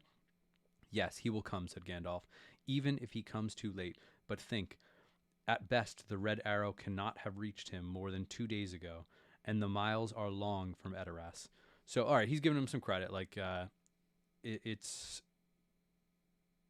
hasn't been that long. It takes a while. You know, it's a long journey. But I'm curious what Gandalf thinks, even if he comes too late. Well, if he comes too late, well, like then what? They're gonna try and retake Minas Tirith, or are they just gonna get slaughtered in the Pelennor fields? It was night again ere news came. A man rode in haste from the fjords, saying that a host had issued from Minas Morgul and was already drawing nigh to Osgiliath, and it had been joined by regiments from the south, Haradrim, cruel and tall. And we have learned, said the messenger, that the Black Captain leads them once again, and the fear of him has passed before him over the river. The Black Captain, I guess, is the Nazgul guy, the Black Rider, the King. What's his name? The main baddie. With those ill-boding words, the third day closed since Pippin came to Minas Tirith. Few went to rest, for small hope had any now that even Faramir could hold the fords for long. The next day, Though the darkness had reached its full and grew no deeper, it weighed heavier on men's hearts, and a great dread was on them. Ill news came soon again. The passage of Anduin was won by the enemy. Faramir was retreating to the wall of the Pelennor, rallying his men to the causeway forts, but he was 10 times outnumbered. If he wins back at all across the Pelennor, his enemies will be on his heels, said the messenger. They have paid dear for the crossing, but less dearly than we hoped. The plan has been well laid. It is now seen that in secret they have long been building floats and barges in great number in East Osgiliath. They swarmed across like beetles, but it is the black captain that defeats us. Few will stand and abide even the rumor of his coming. His own folk quail at him, and they would slay themselves at his bidding. Ugh. Then I am needed there more than here, said Gandalf, and rode off at once. And the glimmer of him faded soon from sight, and all that night Pippin alone and sleepless stood upon the wall and gazed eastward. So that happened quickly, that Faramir got out there and was already pushed across the river. They're building secret boats, and Gandalf is going out to Osgiliath. Okay. Interesting. Again, feels like kind of uncharted territory. The bells of the day had scarcely rung out again, a mockery in the unlightened dark, and when far away he saw fires spring up across the dim spaces where the walls of the Pelennor stood. The watchman cried aloud, and all men in the city stood to arms. Now ever and anon there was a red flash, and slowly through the heavy air dull rumbles could be heard. They have taken the wall, men cried. They are blasting breaches in it. They are coming. Where is Faramir? Cried Beregond in dismay. Say not that he has fallen. Oh, Gandalf made it back. It was Gandalf that brought the first tidings. With a handful of horsemen, he came in the middle morning, riding as escort to a line of wains. They were filled with wounded men and all that could be saved from the wreck of the causeway forts. At once he went to Denethor, the lord of the city, sat now in a high chamber above the hall of the White Tower with Pippin. At his side, and through the dim windows, north and south and east, he bent his dark eyes, as if to pierce the shadow of doom that ringed him round. Most of the north he looked, and would pause at whiles to listen, as if by some ancient art his ears might hear the thunder of hooves on the plains far away. Yeah, that is ancient art, ancient magic. And he's just really hoping for some help. You know, the Riders of Rohan. The White Tower. So he really can see everything from up there. Okay. Is Faramir come? He asked. No, said Gandalf, but he still lived when I left him. Yet he is resolved to stay with the rear guard, lest the retreat over the Pelennor become a rout. He may, perhaps, hold his men together long enough, but I doubt it. He is pitted against a foe too great, for one has come that I feared. Not the Dark Lord, cried Pippin, forgetting his place in his terror. Denethor laughed bitterly. Nay, not yet, Master Peregrine. He will not come, save only to triumph over me when all is won. He uses others as his weapons. So do all great lords if they are wise, Master Halfling.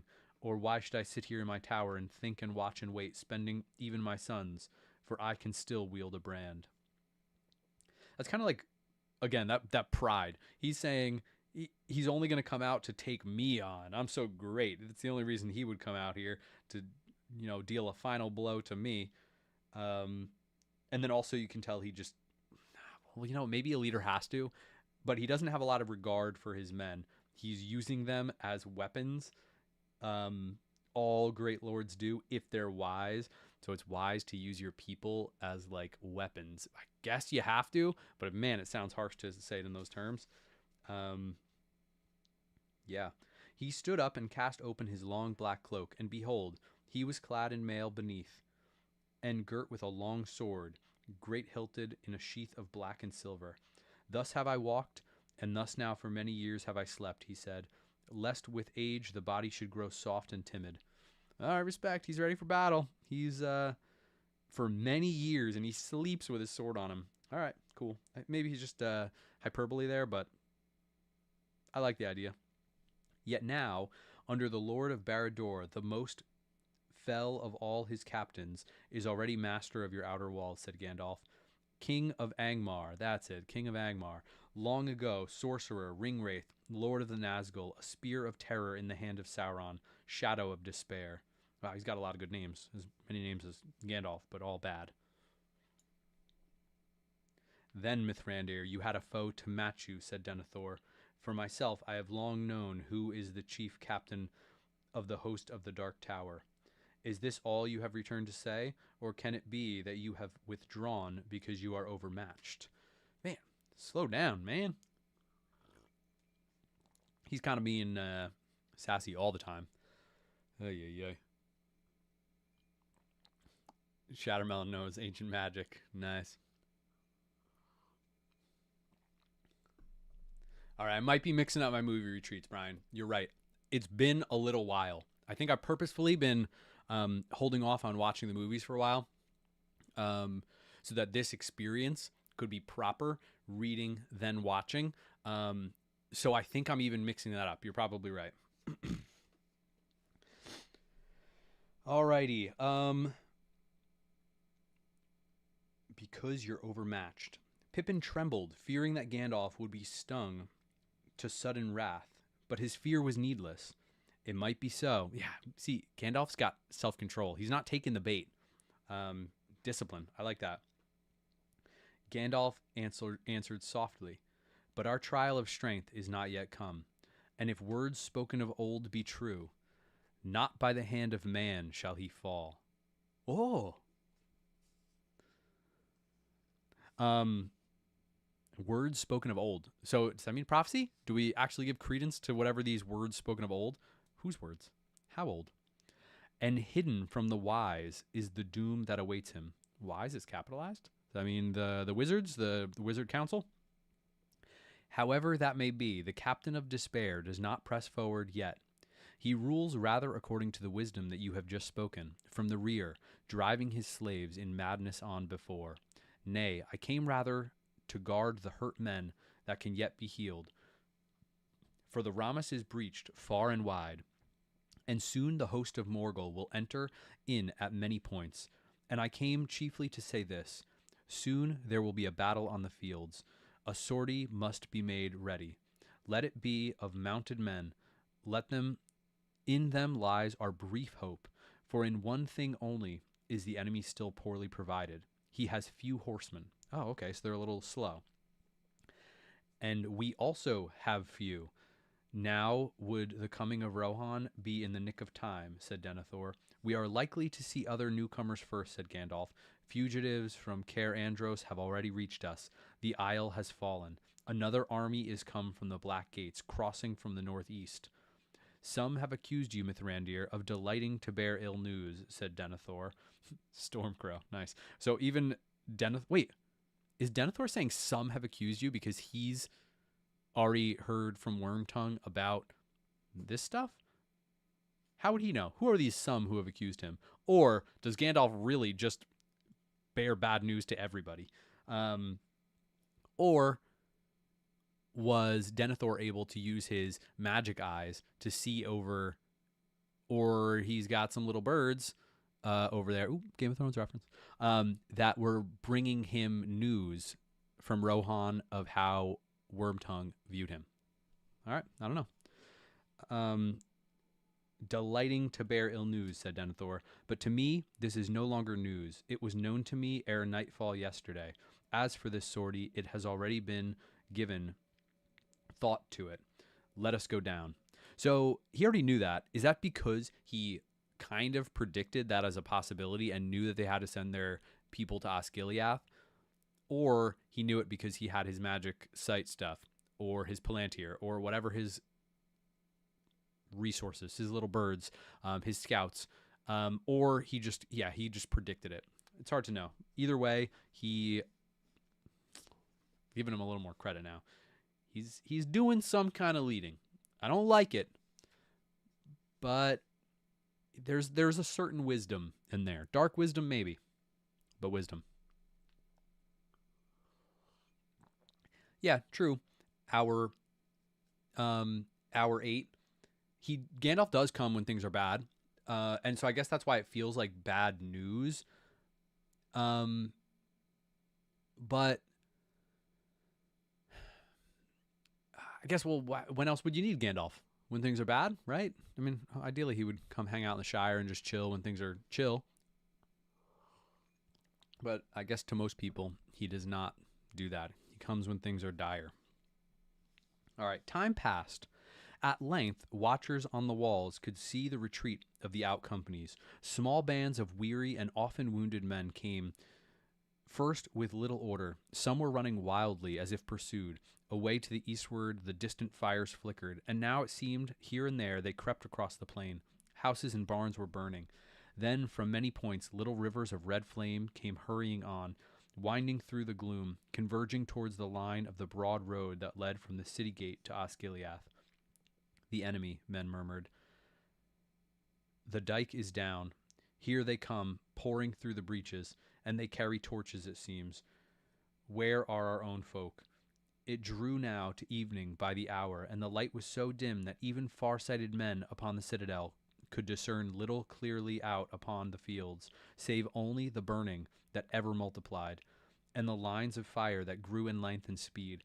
At last, less than half a mile from the city, a more ordered mass of men came into view, marching, not running, still holding together. The watchers held their breath. Faramir must be there, they said. He can govern man and beast. He will make it yet. An ordered mass marching. They're not retreating. Well, maybe retreating on some level, but they're not running. This isn't panic. This isn't scared. This is strategic. And I think maybe this is what Gandalf was saying. Gandalf is saying, don't throw your life away. There's more purpose you can serve. When you have to, do what you have to do, and do it strategically. And it sounds like he left at the right time, and he's trying to continue to slow them. Way to go, Faramir. Now the main retreat was scarcely 2 furlongs distant. Out of the gloom, behind a small company of horsemen, galloped all that was left of the rear guard. Once again they turned at bay, facing the oncoming lines of fire. Then suddenly there was a tumult of fierce cries. Horsemen of the enemy swept up. The line of fire became flowing torrents, file upon file of orcs bearing flames, and wild southern men with red banners shouting with harsh tongues, surging up, overtaking the retreat. And with a piercing cry out of the dim sky fell the winged shadows, the Nazgul, swooping to the kill. The retreat became a rout. Already men were breaking away, flying wild and witless here and there, flinging away their weapons, crying out in fear, and falling to the ground. So, all right, everything I said before is now a little less organized. This is chaos. And then a trumpet rang out from the citadel, and Denethor at last released the sortie. Draw up with the shadow of the gate, and under the looming walls outside they had waited for his signal. All the mounted men that were left in the city, now they sprang forward, formed, quickened to a gallop, and charged with a great shout. And from the walls an answering shout went up, for foremost on the field rode the swan knights of the Dol Amroth, with their prince and his blue banner at their head. Respect. Yes, some power. Amroth for Gondor, they cried. Amroth to Faramir. Like thunder they broke upon the enemy and their flanks of the retreat, but one rider outran them all, swift as the wind in the grass. Shadowfax bore him, shining unveiled once more, a light starting from his upraised hand. Oh, so this is the time, or I guess he's kind of doing it again, but from his hand, not his staff. The Nazgul screeched and swept away, for their captain was not yet come to challenge the white fire of his foe. The hosts of Morgul, intent on their prey, taken at unawares in the wild career, broke, scattering like sparks in the gale. The out companies with a great cheer turned and smote their pursuers. Hunters became the hunted. The retreat became an onslaught. The field was strewn with stricken orcs and men, and a reek arose of torches, cast away, sputtering out in the swirling smoke. The cavalry rode on, but Denethor did not permit them to go far. Though the enemy was checked, and for the moment driven back, great forces were flowing in from the east. Again the trumpet rang, sounding the retreat. The cavalry of Gondor halted. Behind their screen, the out companies reformed. Now steadily they came marching back. So the chaos, back to marching. We're organized again. They reached the gate of the city and entered, stepping proudly. And proudly the people of the city looked on them and cried their praise. And yet they were troubled in heart, for the companies were grievously reduced. Faramir had lost a third of his men. And where was he? You know what? I'm impressed. So whatever they held, to only lose a third, it's not terrible. I thought it was worse than that. And you know what? Denethor, he was prepared for this. He had a plan. Again, I'm accidentally saying he's not so bad. He's doing some things that I can respect here. Last of all he came. His men passed in. The mounted knights returned, and at their rear the banner of Dol Amroth and the prince.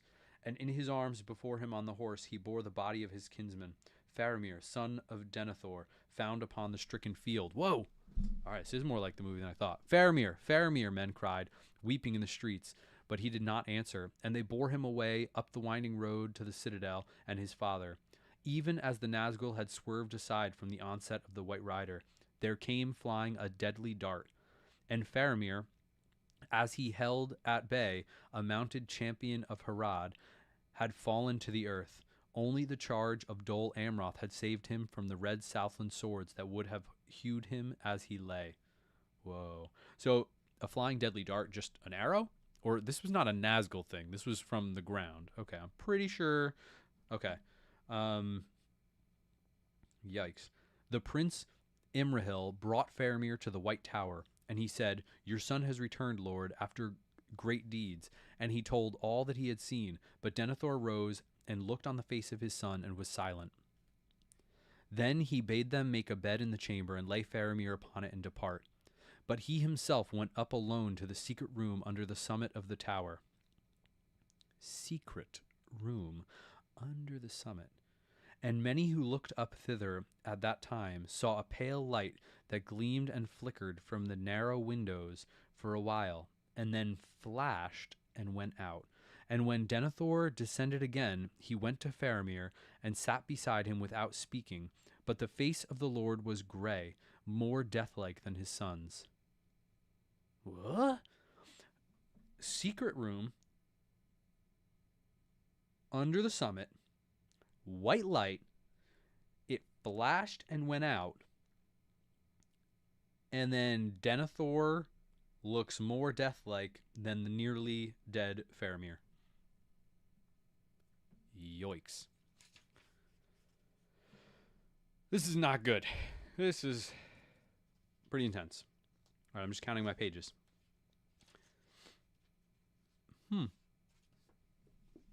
You're right, this is a long chapter. So now, at last the city was besieged.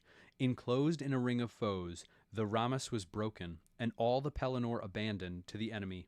The last word to come from the outside the walls was brought by men flying down the northward road ere the gate was shut. They were the remnant of the guard that was kept at the point where the way from Anorion and Rohan ran into the townlands. Ingold led them, the same who had admitted Gandalf and Pippin less than 5 days before, when the sun still rose and there was hope in the morning. Ooh, yeah.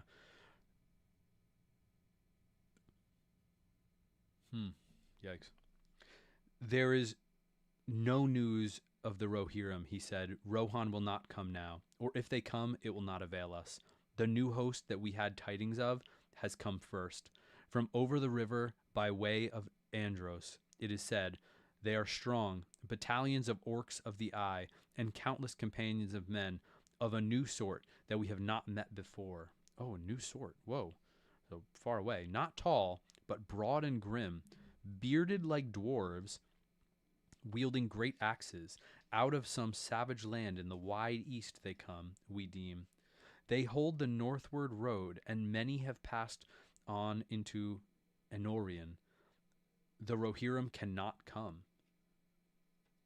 Huh. So he's saying They literally cannot come because crazy Eastmen that they've never seen have come to block the road. And I see the Anorian is south of Anduin between the mountains. It's that open space where the road is, the North Road, which is where Rohan would have to go. Huh. Okay. The gate was shut. All night watchmen on the walls heard the rumor of the enemy that roamed outside, burning field and tree and hewing any man that they found abroad, living or dead. The numbers that had already passed over the river could not be guessed in the darkness, but when morning or its dim shadow stole over the plain, it was seen that even fear by night had scarcely overcounted them. The plain was dark with their marching companies, and as far as eyes could strain in the murk there, sprouted like a foul fungus growth all about the beleaguered city, great camps of tents, black and somber red. Wow, he's taken his time describing tons of enemies. Ooh, that is not good. It already feels like way more than you get in the movies, with lots of people coming from different directions. I guess you get that a little bit, but it feels even more hopeless. Busy as ants hurrying orcs were digging lines of deep trenches in a huge ring just out of bowshot from the walls, and as the trenches were made, each was filled with fire, though how it was kindled or fed, by art or devilry, none could see. All day the labor went forward, while the men of Minas Tirith looked on, unable to hinder it, and as each length of trench was completed, they could see great wains approaching, and soon yet more companies of the enemy were swiftly setting up, each behind the cover of a trench, great engines for the casting of missiles. There were none upon the city walls large enough to reach so far or to stay the work. Okay, so they're out of bowshot and they're out of catapult trebuchet shot. Again, that's just from the movies. We don't know, but nothing the city has can reach them. At first, men laughed and did not greatly fear such devices, for the main wall of the city was a great height and marvelous thickness.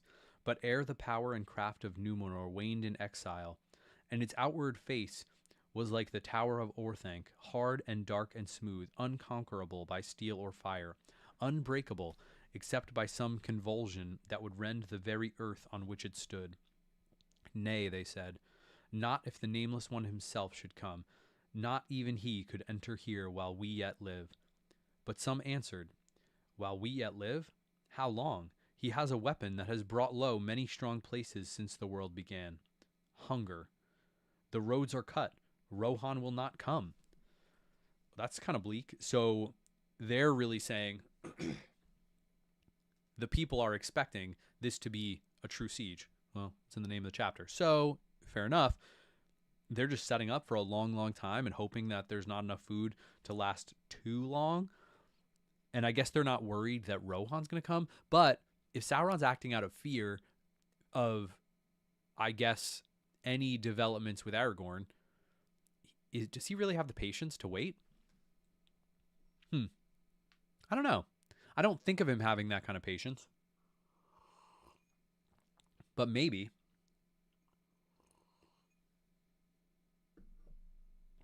All right, I'm catching up here on the chat. Arrow, short spear. Yeah, so true.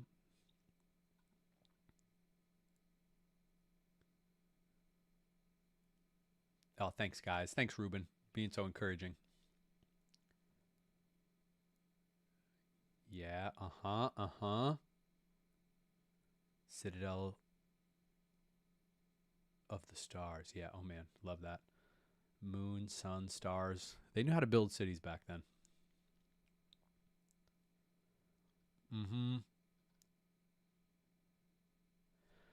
All right. A Tanil car. Yeah. Rereading the description. The sun rose. Hope in the morning. Yeah. 3 armies. 1 attacking Minas Tirith. 1 attacking the coast to the south. And 1 holding the road. Okay, so they maybe are not pushing down. Maybe not. Okay, and you're saying that G.R.R. Martin Notes for Mysterious Black Stone. Interesting. Maybe it's been too long. I don't remember. But he must be taking a lot from Lord of the Rings, because doesn't everybody know? He can be patient. All right, yeah, that's a good reminder too. Sauron has waited a long time, thousands of years. He can be patient sometimes. So maybe he was worried about Aragorn coming, but once he's got the siege started and he's got moats of fire being trenches out there, he's maybe now ready to be a little bit more patient. That's a good reminder. He's not just fearful and rash. He has some patience. Okay. All right, lost my place. Great height, crazy wall. The roads are cut. Rohan will not come. But the engines did not waste shot upon the indomitable wall. It was no brigade or orc chieftain that ordered the assault upon the Lord of Mordor's greatest foe. A power and mind of malice guided it. As soon as the great catapults were set, with many yells and the creaking of rope and winch, they began to throw missiles marvelously high, so that they passed right above the battlement and fell thudding within the first circle of the city, and many of them, by some secret art, burst into flame as they came toppling down. A secret art. It's like what they were doing at Helm's Deep. They're not even explaining it. They're not saying it, just secret art, just crazy explosions, things we've never seen, fire, chaos, burst into flames. Soon there was a great peril of fire behind the wall, and all who could be spared were busy quelling the flames that sprang up in many places. Then among the greater casts there fell another hail, less ruinous, but more horrible. I know where this is going. All about the streets and lanes behind the gate it tumbled down, small round shot that did not burn. But when men ran to learn what it might be, they cried aloud or wept, for the enemy was flinging into the city all the heads of those who had fallen fighting at Osgiliath, or on the Rammas, or in the fields. They were grim to look on, for though some were crushed and shapeless, and some had been cruelly hewn, yet many had features that could be told. And it seemed that they had died in pain, and all were branded with the foul token of the lidless eye. But marred and dishonored as they were, it often chanced that thus a man would see again the face of someone that he had known. It often chanced, or is this some kind of dark magic? Because what are the chances? I mean, it seems like a big enough city. What are the chances you're going to see the face of someone you knew? You know, like of all the things. And if a bunch of faces are, disfigured, you can't recognize them, one of the few faces you can recognize is someone you knew. That's got to be something a little bit more dark magic, dark fate, evil, something. The face of someone that he had known, who had walked proudly once in arms, or tilled the field, or ridden in upon a holiday from the green vales and the hills. In vain men shook their fists at the pitiless foes that swarmed before the gate. Curses they heeded not, nor understood the tongues of western men, crying with harsh voices like beasts and carrion birds. But soon there were few left in Minas Tirith who had the heart to stand up and defy the hosts of Mordor. For yet another weapon, swifter than hunger, the Lord of the Dark Tower had dread and despair. So true. That he's crushing them with despair, and apparently it's working, because there were few left in Minas Tirith who had the heart to stand up and defy the hosts of Mordor. Good strategy. Did Denethor plan for this? Does he have something he can do to give some hope? Or is he one of the ones who no longer has the heart to defy the host of Mordor? The Nazgul came again, and as their dark lord now grew and put forth his strength, so their voices, which uttered only his will and his malice, were filled with evil and horror. Even they circled above the city, like vultures that expect their fill of doomed men's flesh. Out of sight and shot they flew, and yet were ever present, and their deadly voices rent the air. More unbearable they became, not less, at each new cry. At length, even the stout-hearted would fling themselves to the ground as the hidden menace passed over, or they would stand letting their weapons fall from nerveless hands, while onto their minds a blackness came. And they thought no more of war, but only of hiding and crawling and death. During all this black day, Faramir lay upon his bed in the chamber of the White Tower, wandering in a desperate fever, dying, someone said, and soon dying, all men were saying upon the walls and in the streets.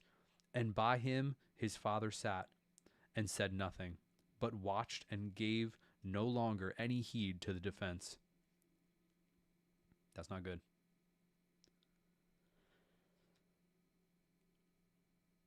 It's interesting when it says dying of a desperate fever, dying, someone said, because then it doesn't feel like it's a fact. It feels like these are rumors. We're just hearing the rumors in the walls. It's not necessarily that this is truly what's happening.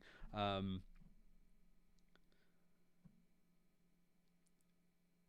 Denethor is now saying nothing and no longer any heed to the defense. He's losing it. He's losing it. He is one of the people who no longer has the heart to stand up and defy the hosts of Mordor. Denethor, Denethor, Denethor. But he also, I feel like all along he was saying there's not much of a hope. We got to do what we got to do and we'll see. Like, why now? He was able to predict so many things. No, you know what? It's because of whatever he saw in that secret room near the top of the tower. That's what got him. And that's something we never got in the movie. So that is what broke him. He saw something he'd never seen before, and that changed his whole view. And now I got to know what that is.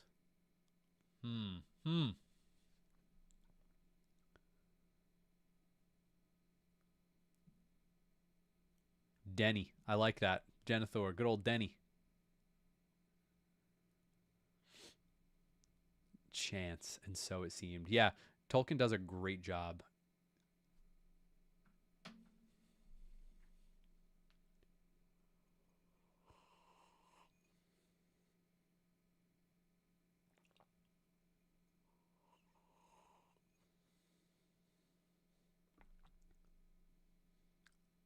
Nice. Anava, listening to sleep but not commenting. Wow, that's dedication. I'll try not to be too loud or obnoxious while you try to sleep. Hopefully my voice can lull you. No hours so dark had Pippin known, not even in the clutches of the Uruk-hai.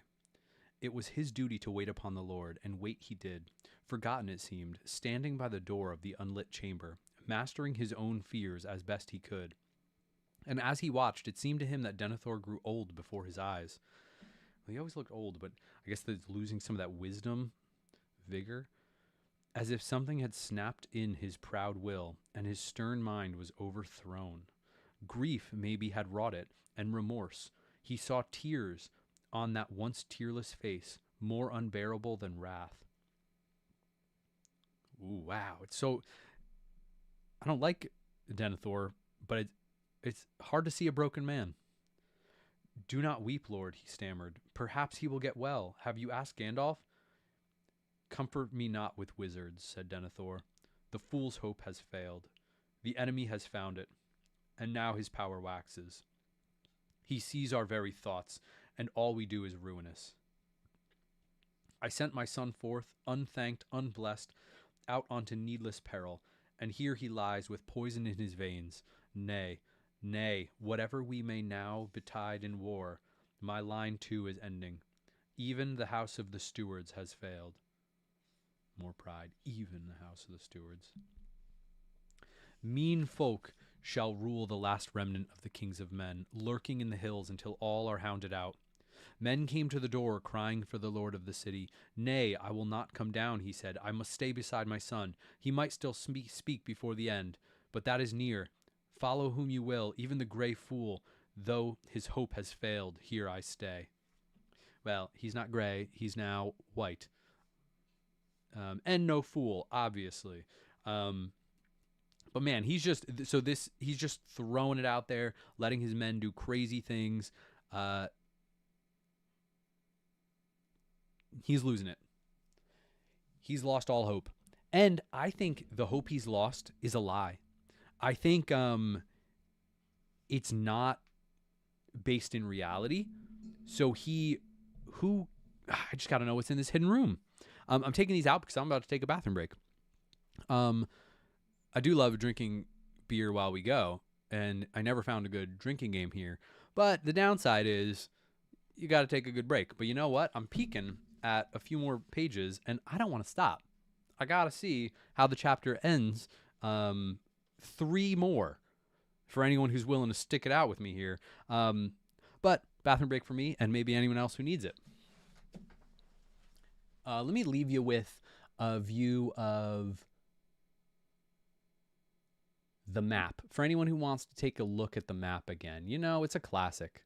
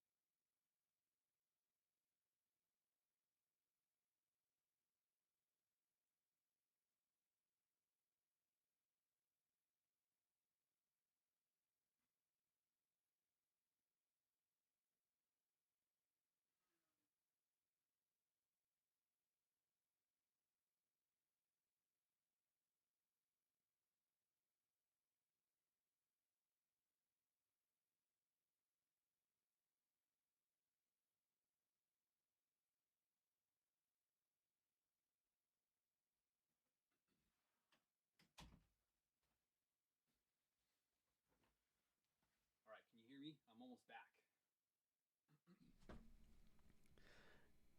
All right.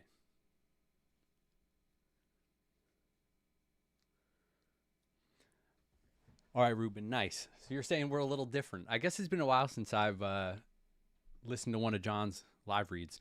So I'm glad we offer a little bit of differences, complementing each other. I think that's part of what's great about our friendship in general. And I hope it's enjoyable to consume from your end. I'm glad we can do this together. Thanks, guys. Thanks for being here. This is great. It's such a fun way to read. Also, I haven't read out loud to people in so long. I feel like I'm in school, but I'm getting more comfortable with it now.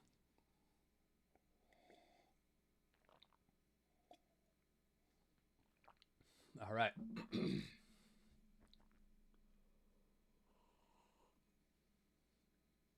Wow, you're so right. If Jen reads a chapter, that would be the final piece of the puzzle. That'll be a challenge. She would definitely not enjoy that. Actually, maybe we could get her to, or we'll get her on a stream to at least listen as I read. That she might enjoy, but I think she would enjoy reading in front of people even less than me. Although now I'm coming to enjoy it a little more. Okay.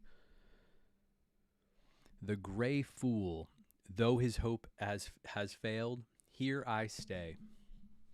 So it was that Gandalf took command of the last defense. Oh, wow. All right, so that was like a bit more formal than I thought. Like, he actually is taking command of the last defense of the city of Gondor. Wherever he came, men's hearts would lift again. Ah, there we go. And the winged shadows passed from memory. Tirelessly he strode from citadel to gate, north to south about the wall, and with him went the Prince of Dol Amroth in his shining mail. For he and his knights still held themselves like lords, in whom the race of Numenor ran true. Men that saw them whispered, saying, Be like the old tales speak well. There is elvish blood in the veins of that folk, for the people of Nimrindel dwelt in that land once long ago. And then one would sing amid the gloom some staves of the Lay of Nimrindel, or other songs of the Vale of Anduin out of the vanished years. And yet, when they had gone, the shadows closed on men again, and their hearts went cold, and the valor of Gondor withered into ash, and so slowly they passed out of dim day, of fears into the darkness of desperate night. Fires now raged unchecked in the first circle of the city, and the garrison upon the outer wall was already in many places cut off from retreat. Ooh, yikes. But the faithful who remained there at their posts were few. Most had fled beyond the second gate. Oh, I didn't think about that. Yeah, it's really intense. So because of the tiers of the city, at some point, it would be hard to get up to the next level. So if they ever take a level or destroy things, it kind of strands everyone on the outer wall, and they wouldn't have a way to get up to the next level. Those are some valiant men up there. Also sad that when Gandalf or people of the Prince of Dol Amroth and his people would leave, the light fades.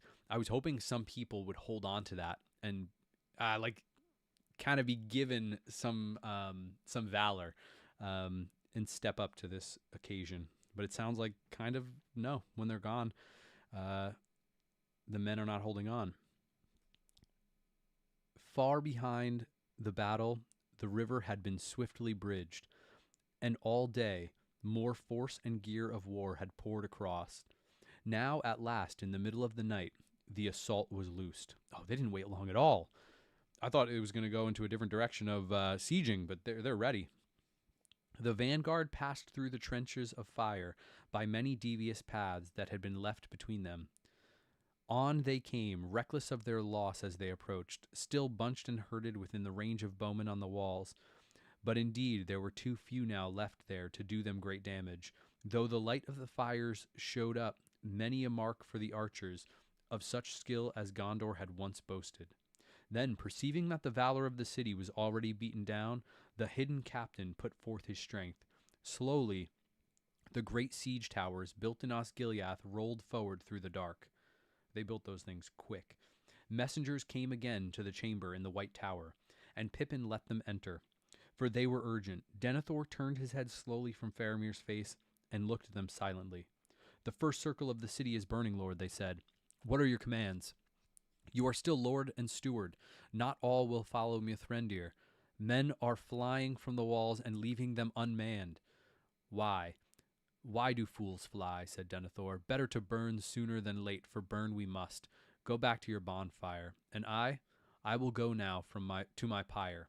To my pyre. No tomb for Denethor and Faramir. No tomb. No long, slow sleep of death embalmed. We will burn like heathen kings before. Ever a ship sailed hither from the west. The west has failed. Go back and burn. Ugh. So bleak. And not all will follow Mithrandir. Even though he kind of said that, I guess who's passing the word down? It feels like they are really just falling apart. Yikes. The messengers without a bow or answer turned and fled. Now Denethor stood up and released the fevered hand of Faramir that he had held. He is burning, already burning, he said sadly. The house of his spirit crumbles. Then stepping softly towards Pippin, he looked down at him. Farewell, he said. Farewell, Peregrine, son of Paladin. Your service has been short, and now it is drawing to an end. I release you from the little that remains. Go now and die in what may seem best to you, and with whom you will, even that friend whose folly brought you to this death. Send for my servants, and then go. Farewell. All right, I'm glad he released Pippin, but what a ridiculous way to do it. It actually almost feels like kind, because theoretically he could have commanded Pippin to stay with him or die with him or whatever, but maybe that would be dumb. He doesn't want Pippin to be involved. He wants it to be this father-son moment, end of an era. He is losing his mind. Was this always underneath Denethor? Was he just suppressing this, breakdown for a while, and he just can hold it together no more? Whoa, Ruben. Hey, thanks for that. Nice. A nice donation to go into the... yeah, John cannot hold a top spot. Not here. No way. I'm going to put that into the goblet fund so we can get a nice goblet for future times. Okay, so nice. Denethor losing his mind. And now I'm curious if we're ever going to find out what's going on with that tower and the secret room and what caused this.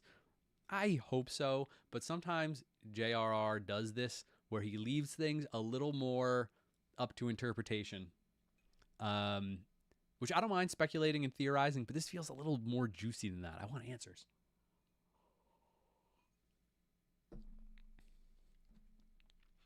I will not say farewell, my lord, said Pippin, kneeling. And then suddenly, hobbit-like once more, he stood up and looked the old man in the eyes. I will take your leave, sir. I will not say farewell, but I will take your leave. For I want to see Gandalf very much indeed, but he is no fool, and I will not think of dying until he despairs of life. But from my word and your service, I do not wish to be released while you live. Whoa! That's pretty noble of Pippin. And if they come at last to the citadel, I hope to be here and stand beside you and earn perhaps the arms that you have given me. Whoa, Pippin's awesome.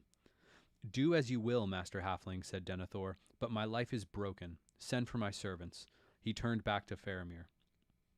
Wow, that's pretty legit from Pippin, literally saying, I will earn the arms you've given me. I will die next to you. Kind of crazy. Okay, so Pippin left him and called for the servants, and they came, 6 men of the household, strong and fair, yet they trembled at the summons. But in a quiet voice, Denethor bade them lay warm coverlets on Faramir's bed and take it up, and they did so. And lifting up the bed, they bore it from the chamber. Slowly they paced, to trouble the fevered man as little as might be. And Denethor, now bending on a staff, followed them, and last came Pippin. All right, so he does have a nice little staff. Interesting. Out from the white tower they walked, as if to a funeral, out into the darkness, where the overhanging cloud was lit beneath with flickers of dull red. Great wording there. Softly they paced the great courtyard, and at a word from Denethor halted beside the withered tree. All was silent, save for the rumor of war in the city down below, and they heard the water dripping sadly from the dead branches into the dark pool.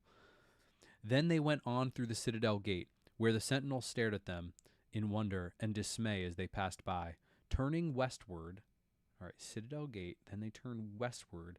They came at length to a door in the rearward wall of the 6th circle. Fen Holland it was called, for it was kept ever shut, save at times of funeral, and only the lord of the city might use that way, or those who bore the token of the tombs and tended to the houses of the dead. Great little lore thrown in there, tokens of the tombs. Beyond it went a winding road that descended in many curves down to the narrow land under the shadow of Mindoluin's precipice, where stood the mansions of the dead kings and their stewards. A porter sat in a little house beside the way, and with fear in his eyes he came forth, bearing a lantern in his hand. At the Lord's command he unlocked the door, and silently it swung back, and they passed through. Taking the lantern from his hand, it was dark on the climbing road between ancient walls, and many pillared blosters looming in the swaying lantern beam. Their slow feet echoed as they walked down, until at last they came to the silent street, Rath Dinan, between pale domes and empty halls and images of men long dead, and they entered into the house of the stewards and set down the burden. Whoa. This was a longer journey than I thought. Also, does this leave? Or is this just out into deep mountain crevices where there's nothing? I'm just thinking it almost feels like they could retreat this way. I'm glad they're not, but is it a dead end? Not sure. There, Pippin, staring uneasily about him, saw that he was in a wide vaulted chamber, draped as it were with great shadows that the little lantern threw upon its shrouded walls, and dimly to be seen were many rows of tables carved of marble, and upon each table lay a sleeping form, hands folded, head pillowed upon stone. But one table near the hand stood broad and bare. Upon it, a sign from Denethor, they laid Faramir. Upon it, at a sign from Denethor, they laid Faramir and his father side by side, and covered them with one covering, and stood then with bowed heads as mourners beside a bed of death. Then Denethor spoke in a low voice. Here we will wait, he said, but send not for the embalmers. Bring us wood quick to burn, and lay it all about us, and beneath, and pour oil upon it. And when I bid you thrust in a torch, do this, and speak no more to me. Farewell. Ooh, this is even weirder when there's other people involved. I think it didn't. I guess there were some other people in the movies, but this just feels like he's commanding people to do things they don't want to do. This is so unconventional and super weird. And Pippin's just following along, and ooh. By your leave, lord, said Pippin, and turned and fled in terror from the deathly house. Poor Faramir, he thought. I must find Gandalf. Poor Faramir. Quite likely he needs medicine more than tears. Oh, where can I find Gandalf? In the thick of things, I suppose, and he will have no time to spare for dying men or madmen. True. At the door he turned to one of the servants who had remained on guard there. Your master is not himself, he said. Go slow. Bring no fire to this place while Faramir lives. Do nothing until Gandalf comes.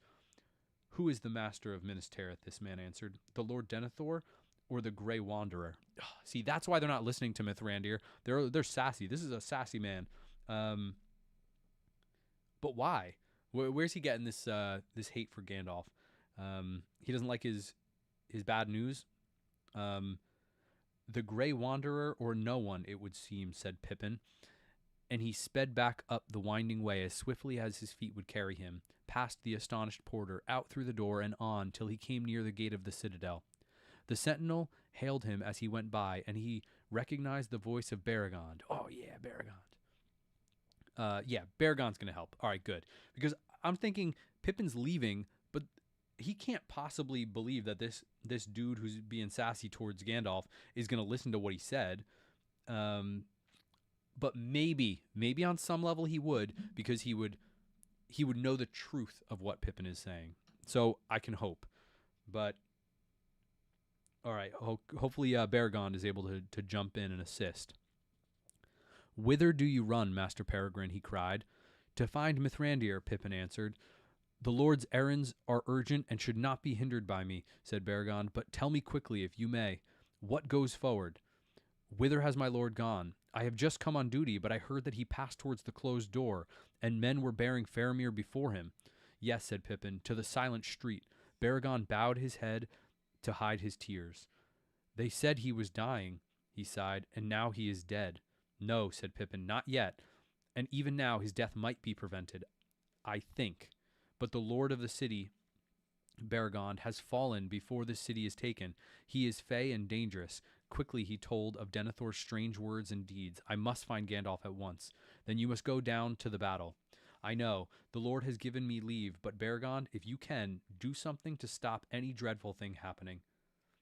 The Lord does not permit those who wear the black and silver to leave their post for any cause, save at his own command. Well, you must choose between orders and the life of Faramir, said Pippin. And as for orders, I think you have a madman to deal with, not a lord. I must run. I will return if I can. You know, I like that. It's like this cool moment in the middle of all this where he's it feels like it's weightier than it originally felt, because Beregond has spent his whole life taking orders, doing what he's supposed to do, and now all in this blur, he's faced with that thing Pippin says, you must choose. And he's saying between orders and the life of Faramir, but really what he's saying is between duty and doing the right thing. And is your greater duty to a person, or is it to a higher moral calling? So that is great, and I believe that Beregond's going to do the right thing. Whew. I gotta slow the pace here. Oh my goodness, this is great.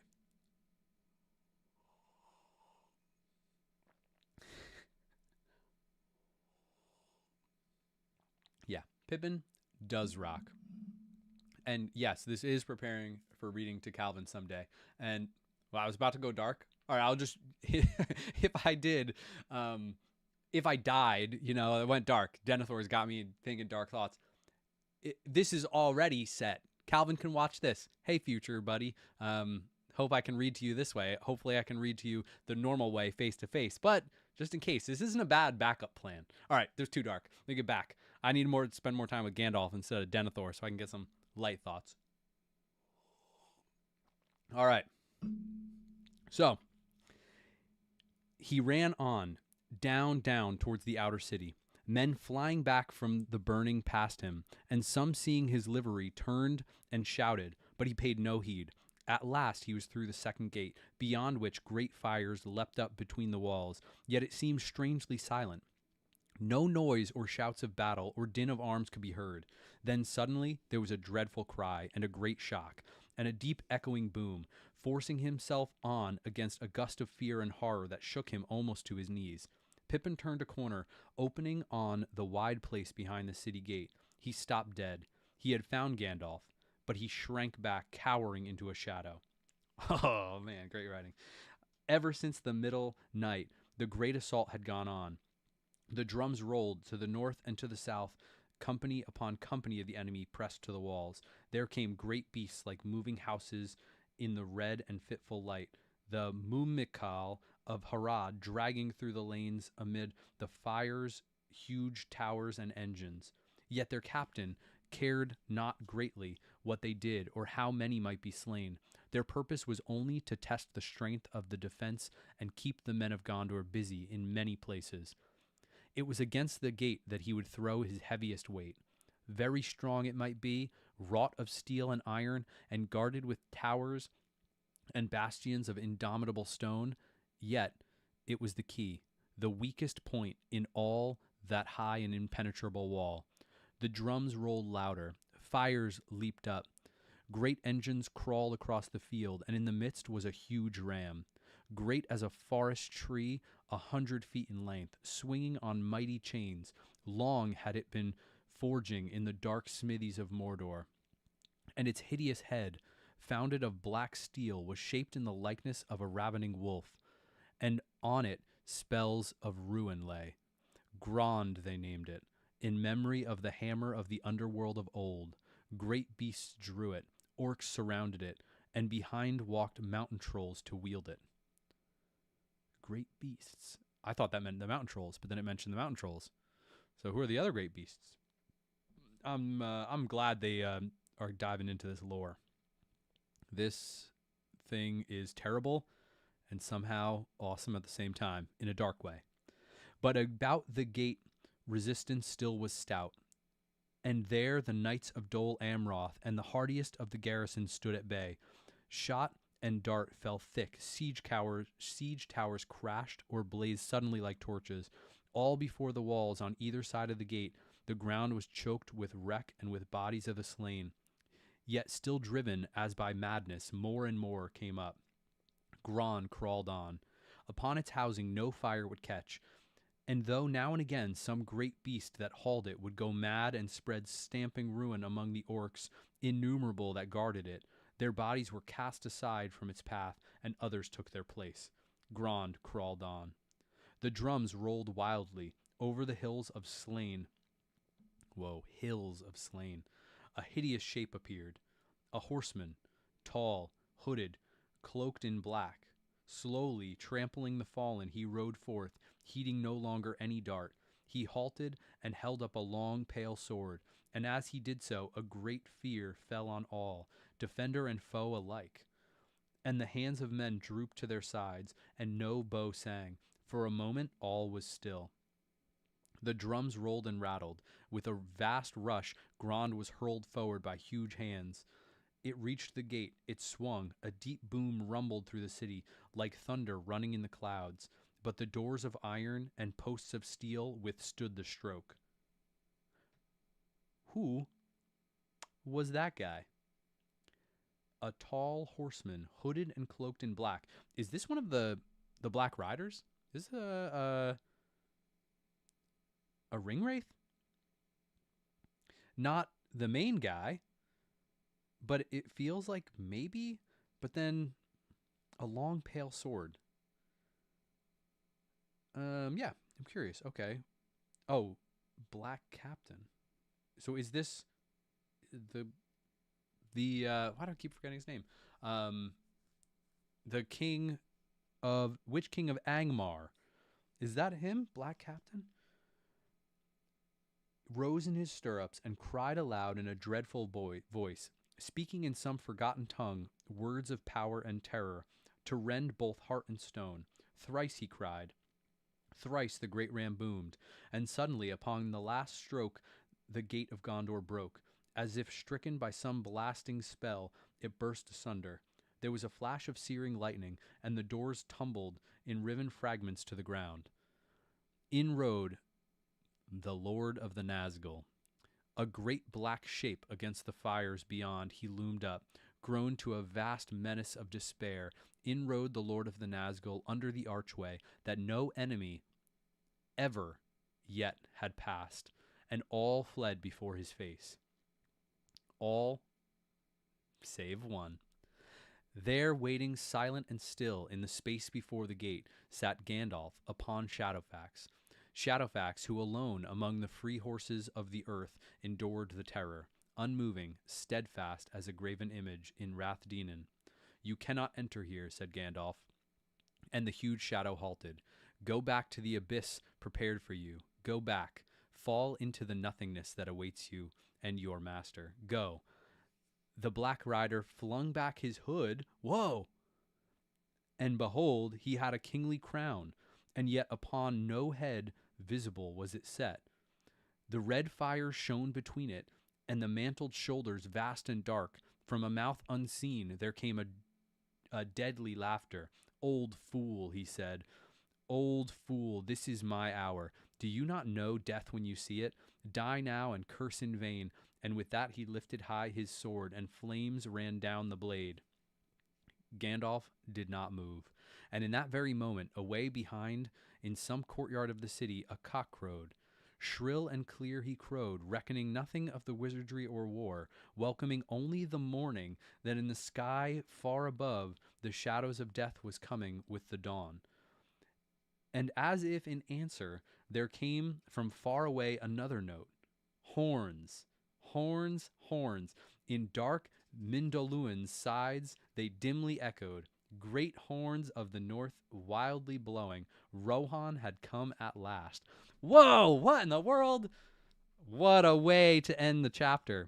All right, I'm not even going to peek. I can't do it. Wow, that's awesome.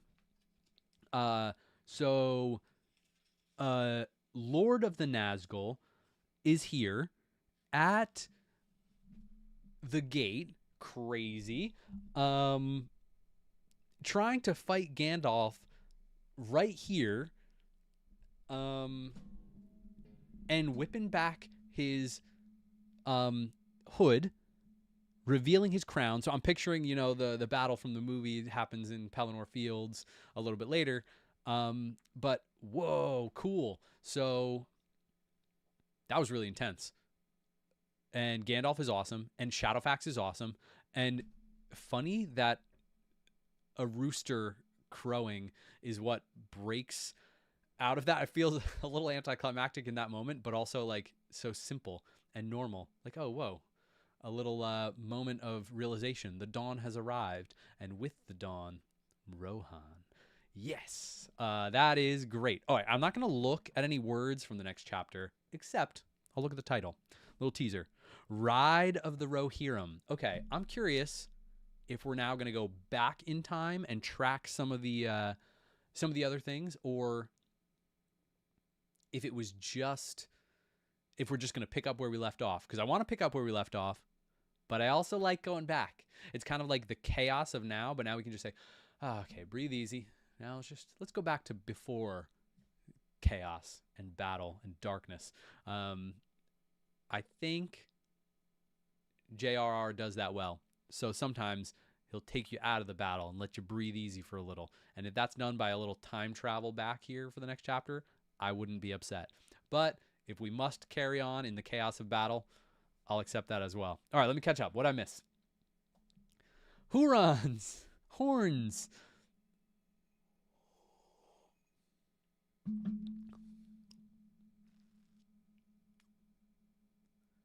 Yes, very climactic.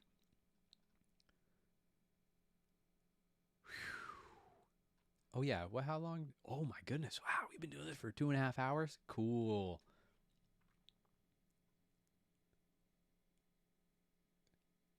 Yes. You know what, Aquila, you're right. Shadowfax and Gandalf definitely deserve a statue. Yeah, I like to think they got one. I think a lot of kings and stuff got statues, but we should probably be giving statues to people that really deserve it. No offense to the kings and stewards, but Gandalf and Shadowfax definitely deserve it.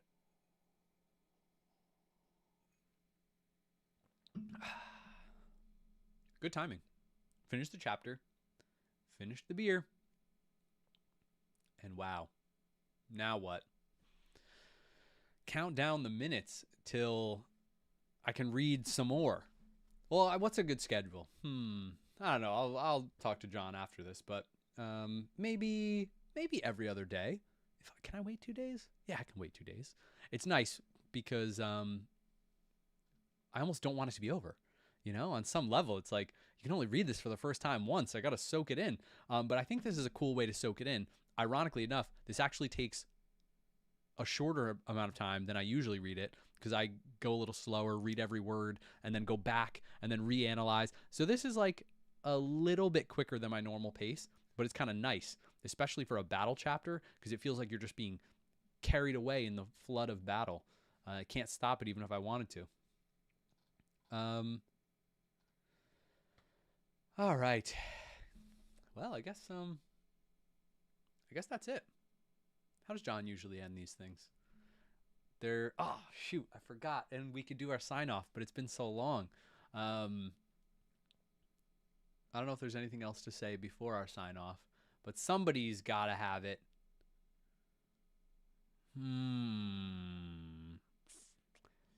It is looking to. Can't get it. Um, Yeah, I can make up a sign off. Yeah, I definitely can do that, and I'll get the. Yeah, we look to the west, and the people that nope, nope. Um, I'll study up for next time. But guys, thanks for staying here. Thanks for reading with me. And somebody said a classic older style of going real slow, writing notes in the margins, all that. I will probably do that at some point. I knew this was a long chapter when I kept looking ahead, so I felt like I had to keep a certain pace, bedtime and all. And thank you for all those who are way past their bedtime to do this read together. This is great. But I think in the future, if it's a shorter chapter, I'll take more time. Maybe that's when I'll set up the webcam so you can actually see the book and I'll write in the margins and I'll kind of slow it down a little bit. Looking forward to that. But for this one, I think it needed a certain pace so we could pack it into a short amount of time. Yeah, exactly. Soak it in more in the future ones, John. Exactly. Glad you liked being a viewer. That's what I get to experience usually. So it's a cool switcheroo. Yeah, Nachta, you're right. That's all, folks. Thanks. Cheers. Clink. Now I gotta. How do I end this? End stream. Bye, guys.